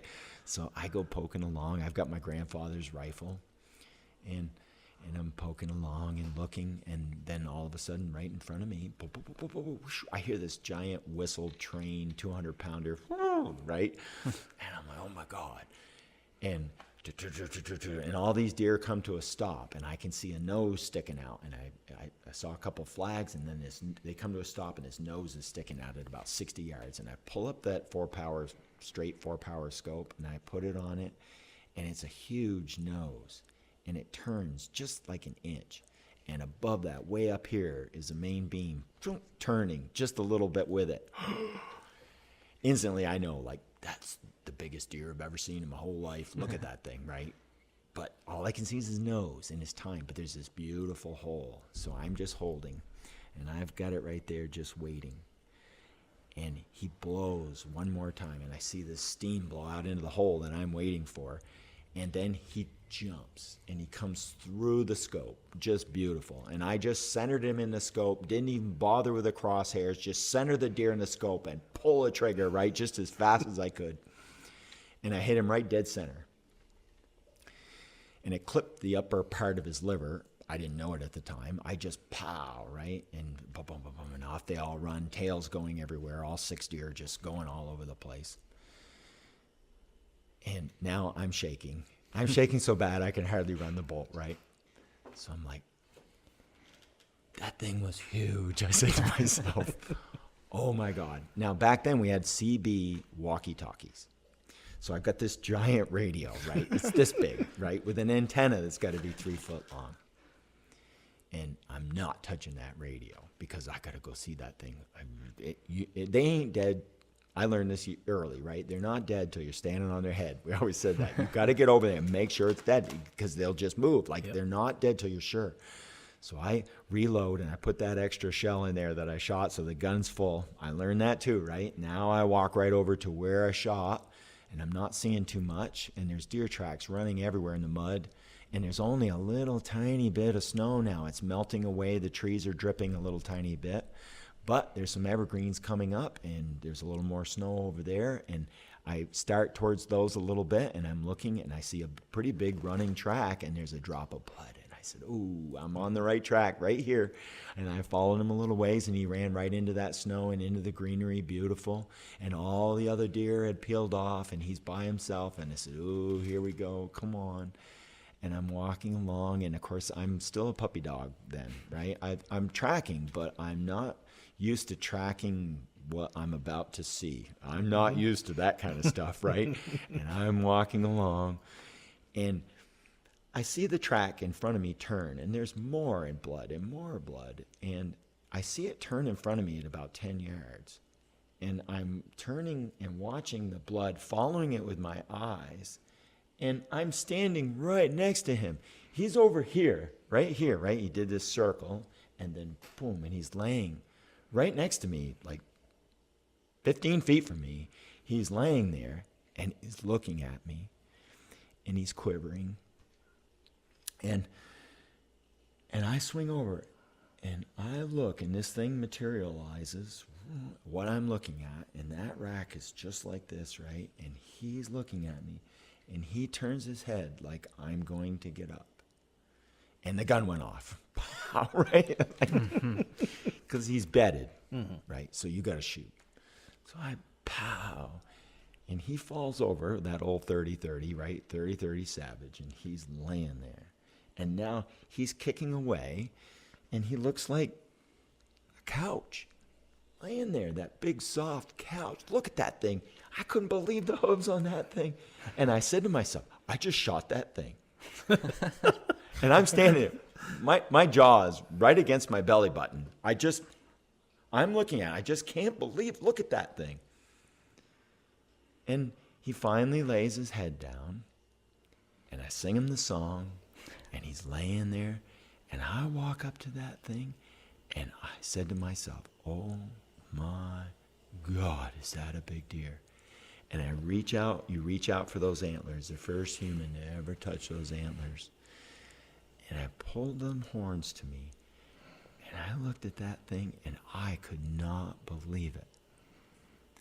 So I turned my radio on, and I just stood there in shock. Now, that's a big moment when you have it laying there, and you want to treasure that, right? That's an important time. And I always would, with the boys, everything stops. You stand there with that thing. right? Because it's a recognition of what you did. It's not an easy thing taking a life, right? So let's just stand here for a minute. And stood there staring at that thing, and I couldn't believe the size of it. And all of a sudden the radio cracks, and Tim says, "Is that one of us?" Right? Because of the old poof right at the end, right? And I said, "Oh, yeah." And he says, "Well, what did you get?" I said, "It's a seven pointer," I said, "but it looks like it belongs on a magazine. It's the biggest thing I've ever seen in my whole life," right? Not that big a deal, really. But, right, for me, like, that was like, wow. And it's like, it is possible to get a big deer. I never thought it would be possible for me to get a big deer, right? And hear that thing. I'm used to 4-pointers, right? Kid stuff in the neighborhood, right? Yeah. And if you saw an 8-pointer, oh my God, a 6-pointer. We were ecstatic to see a 6-pointer. And back then, it was nothing but spikes. The whole state was straight spikes, my God, right, when I was a kid. So here's this big, giant, beautiful, heavy, beautiful buck. And I was like, wow. And Tim says, "I'm on my way." And I said, "I can't wait for you to see this thing." Just like, holy smokes, what a deer, you know? And what a celebration. I shut the radio off. And then I had to holler, right? Yeah, you had to do that. You just had to do that, right? Because that was just like, wow, so excited. What a deer. What a first big, giant deer. And it changed your whole world, right? When you shoot that first really big one, you decide and you find out it is possible. It is possible to get a big one. Because for so long, I was 10 years before I got my first deer with a bow. Yep. I don't know how many I shot at and missed.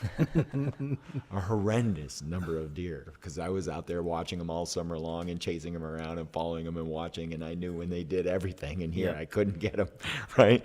So here's now that giant deer, and it changed everything for me as far as like confidence levels. And from then on, it was a whole new deer hunting world.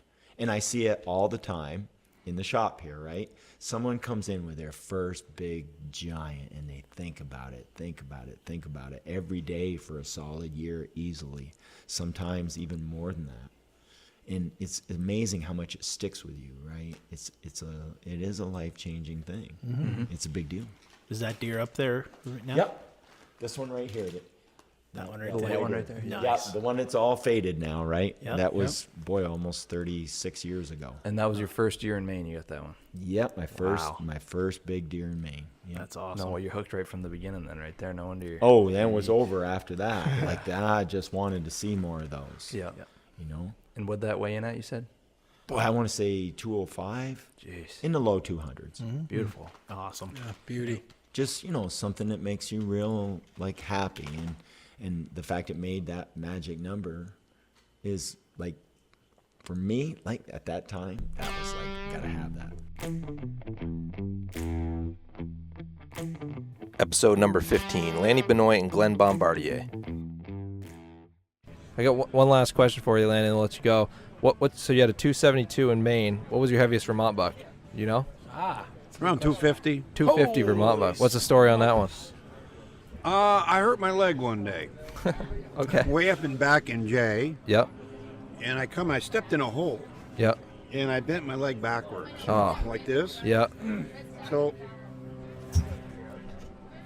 I'm limping because I hyperextended my leg. Yeah. I'm way back in that valley on the southern side. The ski area is on the backside. Yep. I said, well, I'm going to work my way back to the rig because, boy, I really screwed my knee up. Mm-hmm.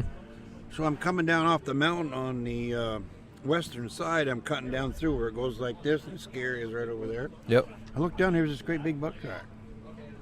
Well, guess what? My knee didn't hurt no more. The cure-all right there. Yeah. Well, I hoofed it down through falling. I caught him in the hardwoods down there and plugged him. No kidding. Come to find out, my dad was tracking him. Oh, no kidding. Just cut him off, huh? Yeah. Jeez. 250. That's a heck of a big Vermont buck. buck. Yeah.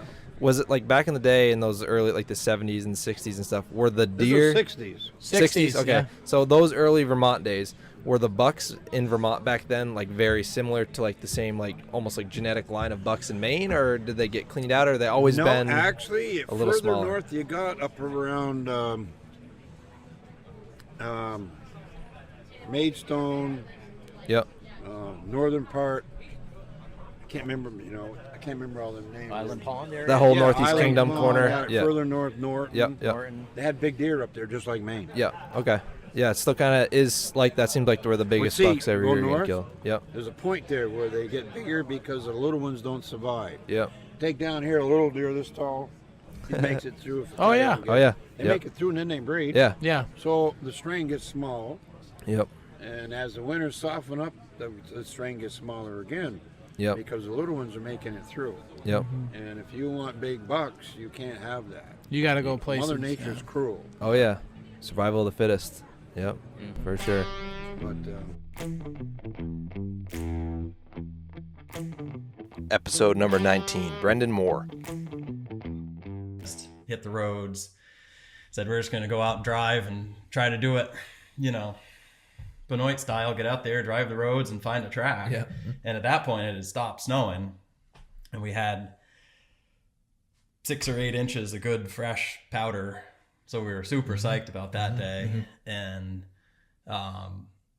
drove out this road system up to the top of this little hill where we'd hunted on the first day, and sure enough, there's this big buck track going across the road. Perfect. He was all alone, and he's headed north. All right, sounds good. Waited. We had to wait at that point. We probably had to wait 25 minutes for daylight to come, but that was no big deal.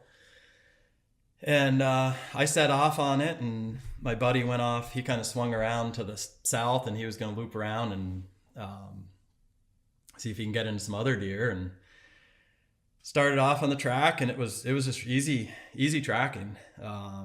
There's not many deer up there, so it wasn't like the woods were littered with deer tracks. Yep.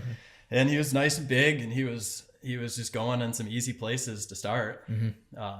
Down the skid trails and the nice openings, and it was real fun deer to follow. I mean, anyone who's done it long enough knows that some deer are a real pain, and they take it in some miserable places. Oh yeah. Adirondack deer especially tend to do that.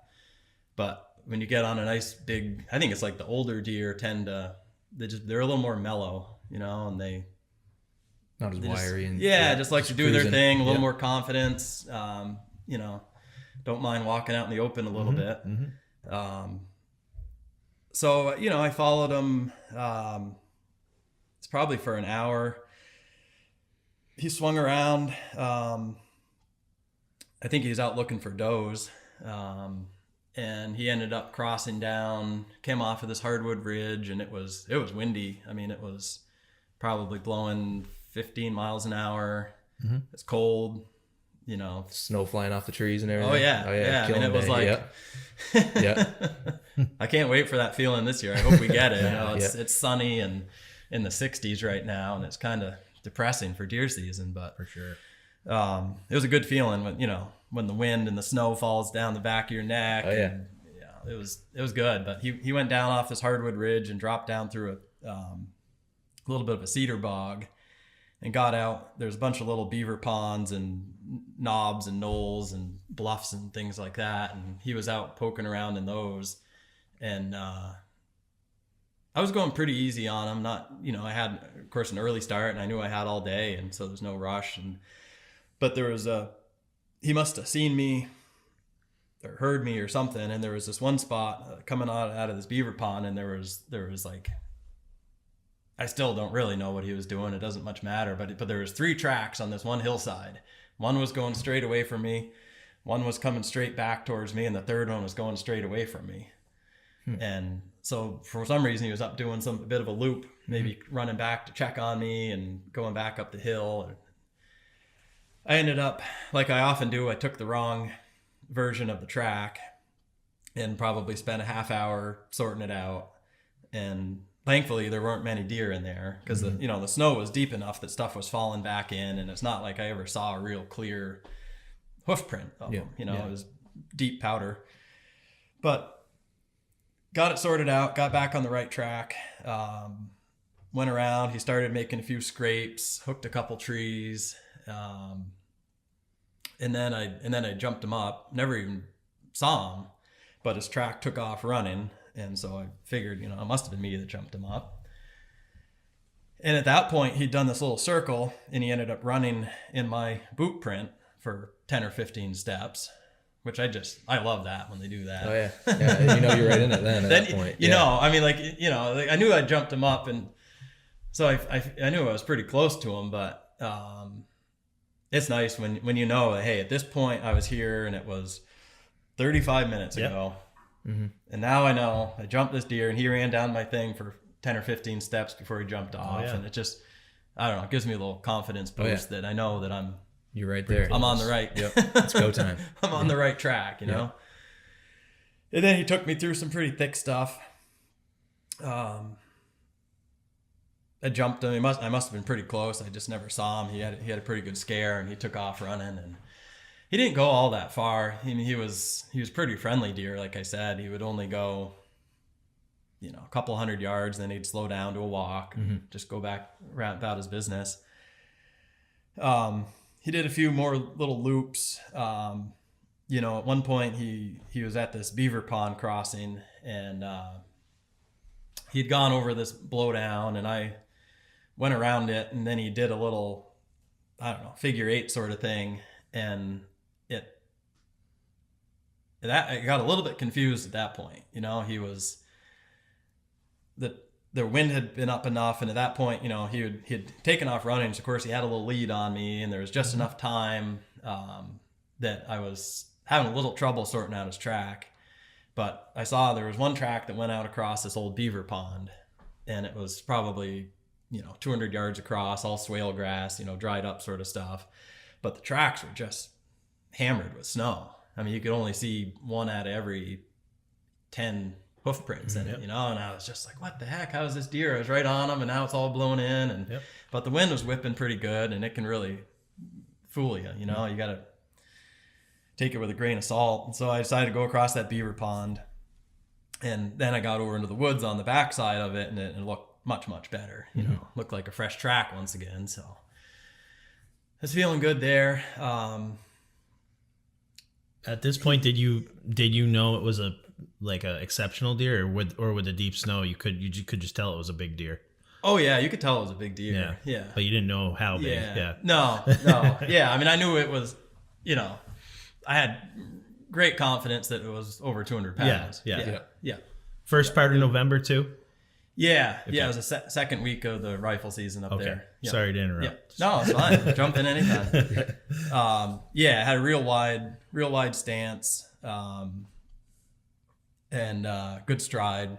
So, and I could tell, just like the way it was walking through stuff, he was taking the easy route. You know, he never went through any trees that were super tight together. So yeah, I had a good feeling about him. Yeah. Plus, it was the only buck track. There. That makes it easy. It's not like I had a lot of options. There's not a lot of deer up there in northern Maine. So yeah, I just stuck with him. He ended up getting in. There was a little yearling that he went and checked on. And I just about spooked her out of there, but I was able to put the brakes on, and she was feeding on the side of this little beaver pond, and got around her and didn't even chase her off. I was able to sneak out around her without disturbing her. And must have had your heart going for a second though when you saw a deer right there. Yeah. Oh yeah. Yeah.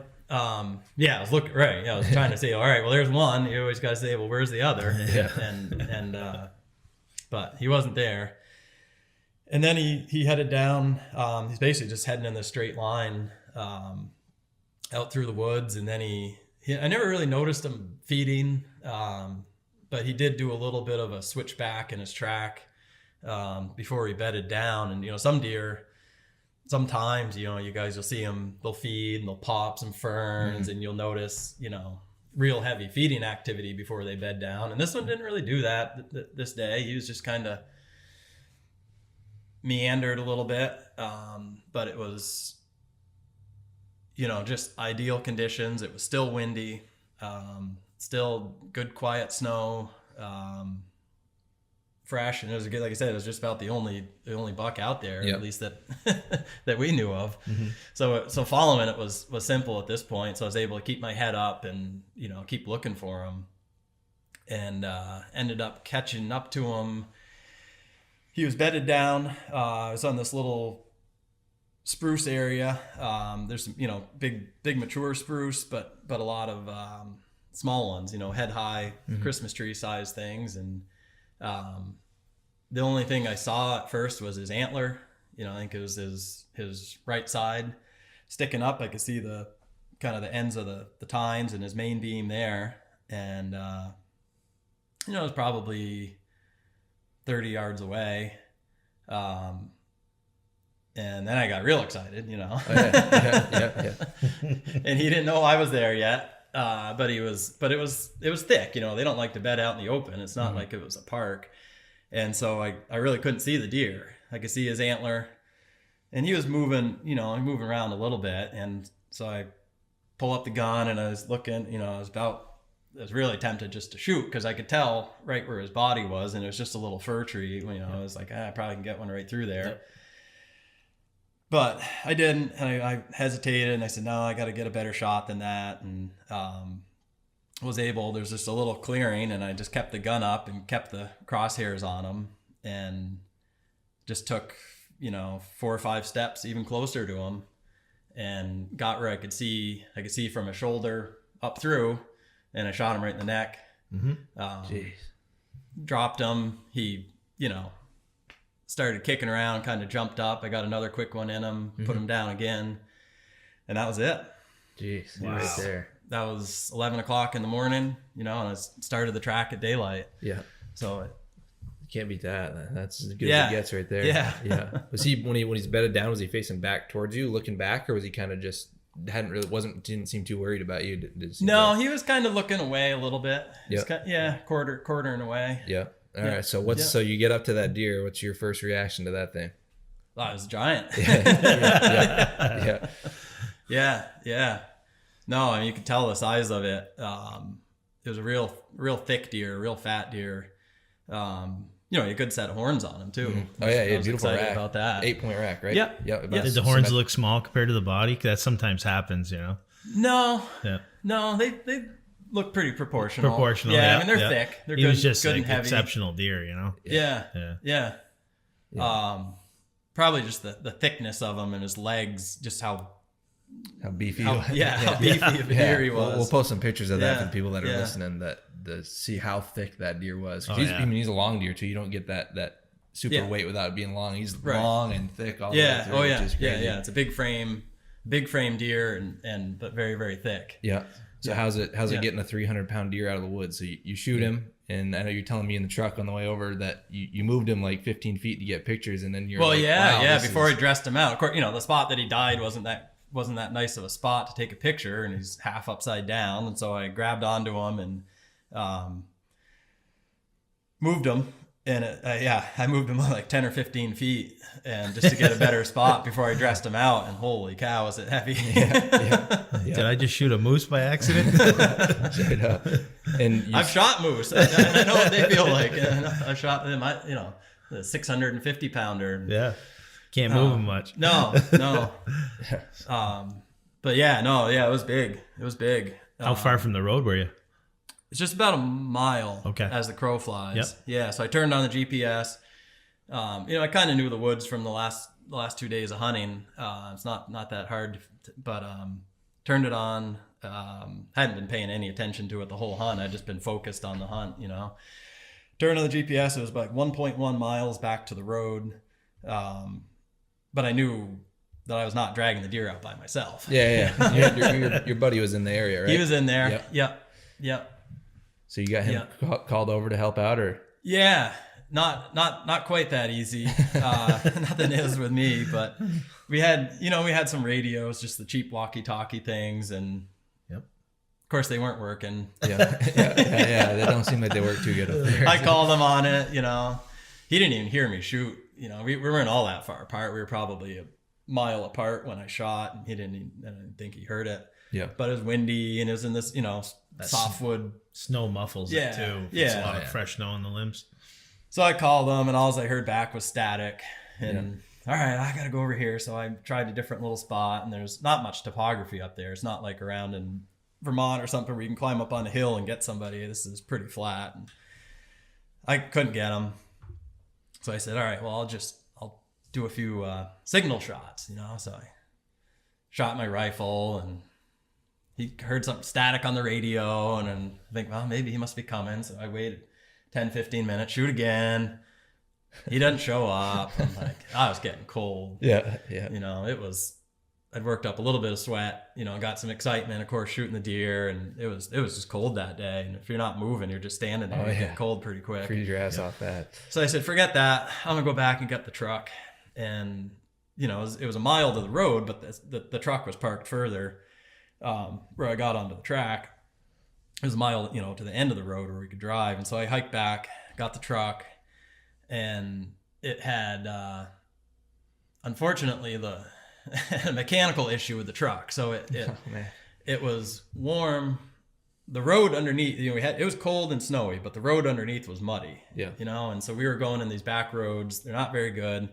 There's some good mud holes in them. And apparently what had happened is the mud had caked on the inside of the wheel and then froze. And it, I had it in 4-wheel drive, and took me a second to figure out what was going on, but that driver's side wheel was totally frozen in place, and so it was just getting pushed along. It was skidding as I was driving. Yeah. Oh, wow. Yeah. I'm like, well, that's not going to work. Yeah. Not good. I'm just going to break something. So I had to get the thing into a flat spot, jack it up, take the wheel off, get it all cleaned out. It was all just this frozen mud and ice inside there. I didn't have any tools, of course, really. It was just going at it with a pry bar, and got it cleaned out, drove back down to the end of this road, or the closest point I could get to the buck. Got warmed up. Finally, Chris figured something must be up. He decided, I'm just going to make a break for the truck, and whatever, we hadn't really communicated at this point, but he said, I'm just going to get out there. So thankfully he shows up, and I'm sitting in the truck running the heater, and I show him a few pictures, and we have a snack and make a game plan. And I kind of wanted to leave the deer overnight because I didn't think there was any way we were going to get him out. We would just run back in the morning and get him, but thankfully Chris convinced me otherwise and said, no, let's go get him tonight.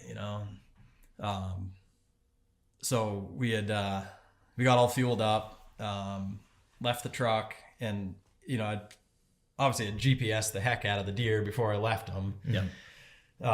Left some clothing there to try to ward off any coyotes. There weren't really many coyotes in the area, it didn't seem like, but I didn't want to take any chances. Yeah. But it actually worked out good leaving them and coming out, because I was able to scout trail. On my way out, I was super careful about making a good boot track on the place that I wanted to drag, instead of just trying to get out the quickest. I said, no, I'm going to be real careful about it. And coming back in, we did the same thing, and we walked right in it, not to mess up the snow, outside of it. And we didn't get back into the deer until 3:00 that afternoon. And up there, it's dark by 4. It's pretty much just about dark at that point. Yeah. Yep. It's just about dark. And so it took us it's about 4 hours to get him out that mile. Yep. That's. What was your guys' initial guesses on weight? Ooh, good question. I was thinking 270. Yep. Okay. Yeah. Wow. Yeah. Was that your first 200 pounder? Yeah. Okay. Yeah. You just skipped right over the 200s and went right to 3. Yeah. I filled in for it a year later. I went backwards and got one, but we dragged it. We hooked up a stick, and it was relatively flat, and luckily we had a good trail, especially after it got dark. We didn't have to think about where we were going. We just had to follow our trail. Yeah. Right. We had good flashlights and all, but it would have been a real pain if we had to find a route and do it at the same time. All we had to do was just put our head down and stay in that trail. And we knew that the truck was at the end of the trail. Yep. That's perfect. That really helped. Yep. But yeah, we took turns. Most deer I can pull them. Well, most deer I can pull them myself, but I can pull them going forwards. So I hook up the stick and I hold it behind my back, and I can walk and lean forward, and you walk, and the deer comes along behind you pretty good. Yeah. Unless you get to some obstacle or something. But this one I never really could pull them that way. I had to pull them backwards the whole thing. Wow. Yeah. And so you take a big step back, and then you move them to your feet. Game of and inches. Then you move 16 inches back, and you move them to your feet, and you move 16 inches back, and you move them, and that's what we did. It's a long drag like for that. A mile. Jeez. Yeah. 5,280 times you have to do that.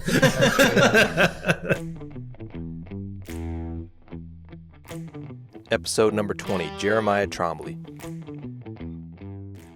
I pulled the pin midday, climbed back down the mountain, hopped in my truck, looking at a map, and I'm like, okay, they're not up high. I'm going low. Mm-hmm. Found some swamps, and there were 2 particular swamps with it just looked great on a map. 2 swamps with a crossing nice in between them, a wicked funnel. Yep. And it was a lot of green growth there. So there was a couple of good logging roads through there. So I was driving those logging roads as soon as this is low elevation. As soon as I'm driving on those roads, nobody else had driven on this particular road, which that's a bonus, right? Yep. Mine with the first set of tracks. Fresh tracks were everywhere. These deer, I think I counted almost 20 sets of tracks. Wow. That cut across these 2 roads. It went out wide, split. Yeah. And I bet it was like 20 sets of tracks. And it was days old snow. I don't know how old, right? Because I hadn't been there when it snowed, so I didn't really know. But some of them were looking pretty fresh. And I picked the freshest buck track that I could find, and it just brought me in a big circle almost back to the truck that day. So I was like, okay. So I think I left at like half an hour before dark or something like that. I still had time, but I was like, I'm going to go back to my room, rest up, and I'm going to come right back here in the morning because they're getting a little bit of snow. So I came back in the morning, and we'd gotten half, 3/4 of an inch of snow. Perfect, right? Mm-hmm. And I drove up that first road to look for this funnel in between the 2 swamps, mm-hmm. and there's a big buck track that cut through, but it's full of snow.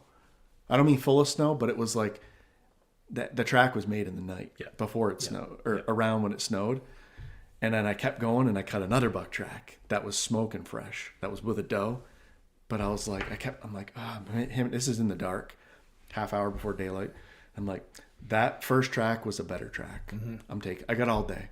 I'm taking that one. It looked like a cross country skier, man. He was dragging his feet, super wide, stagger, long stride. Mm-hmm. I was like, one of those ones that gets you everything you want, right? So I waited till daylight, hopped out of my truck, and now I've got that Browning BAR with the aim point on it. And I started getting on the track, and it was meandering. He was making scrapes, he was making rubs, and the track wasn't getting fresher. And then I got to a spot where I was like, he's bedded right. I know he's bedded right there. I'm like, but it was too late. I just popped out of a swamp with like alders and stuff, and you could tell where he was going. I'm like, he's bedded right. He can see me. If he's bedded right there, sure enough, I get up there, he's bedded right there. But I didn't jump him. He bedded there in the night. He had bedded in the night and got up, made a rub, tore up a tree right after his bed, and I was like, good, I didn't jump him. Awesome. So it's one of those things. He made up a bunch of time, and it was like a little bit of luck, right? Because he'd already gotten up. So the track was getting fresher and fresher. And I probably went like another mile-ish, and he was meandering. He got with a doe, and he was making a bunch more scrapes along the way. And I was like, oh my God, I just got to be getting close. And it was going through these sections in this lower land. Most of the area that you were going through was like horrible tracking. You can't see. Mm-hmm. You can't see 30 yards. It's so thick. Yeah. But there was, I don't know what they call it, with like a selective cut through like the, spruce trees where they're... Yeah. Just little lanes and stuff? There are lanes, the strip cutting, whatever you want to call that. And it was fairly open.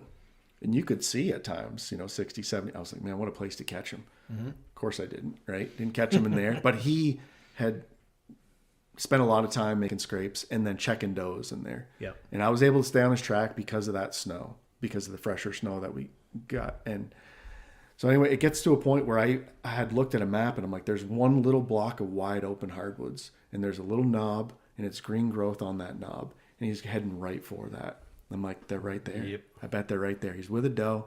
I bet they're right there. And I'm creeping up, and it's not super quiet snow, but it's pretty good.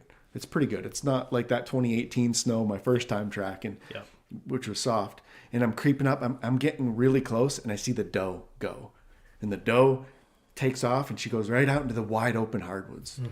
Oh, perfect. Let's go. And I was like, I had my grunt tube. I keep it stuffed in my jacket. So I was blowing on my grunt tube, like loud, blowing on it. And he just comes running out. And I was like 40 yards right on him with a red dot. Pow! And I hit him. I could tell that it stunned him. Yeah. And he starts running backwards. He's running straight away from me. And I can see 100 yards plus.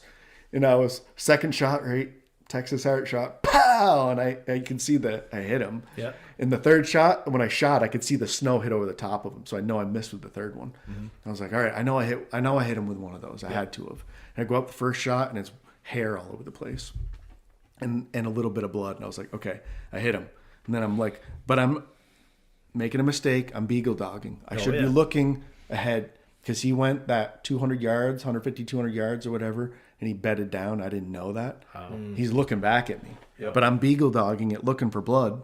So I'm going to the second shot, the third shot, and all that time, I'm sure I bumped him. Yep. Right. So he was bedded down right there at like 150, 200 yards from my first shot. And I get over there, and I was like, if he bedded within 150 yards, he's hurt. And he button hooked left, and he went right into a swamp. Not swamp, but it's like swampy old cut where there's like little Christmas trees, I call them, that are 6-8 feet tall, and they're full of snow. And I started jogging on the tracks. I was like moving fast. I'm like, I'm not giving him a break. He's hurt. I hit him twice. He's hurt. And I'm jogging through there, and I'm going through, and then I can see him. I mean, he's less than 10 yards. And he snorted at me, and I took like not a great shot.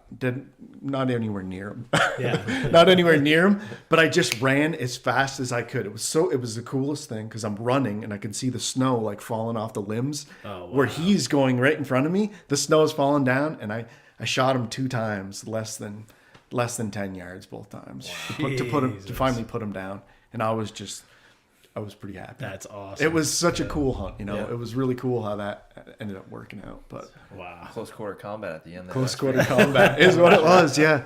I ended up shooting quite a few times, because I had a couple more when he was on the ground. He was still breathing. It takes, and I don't like to let him suffer, so I shot. Absolutely. I shoot again. Shot him again to get him in the. Make sure I put one in the lungs. Yeah. I mean, the first shot was in the shoulder, but it just blew up the bullet.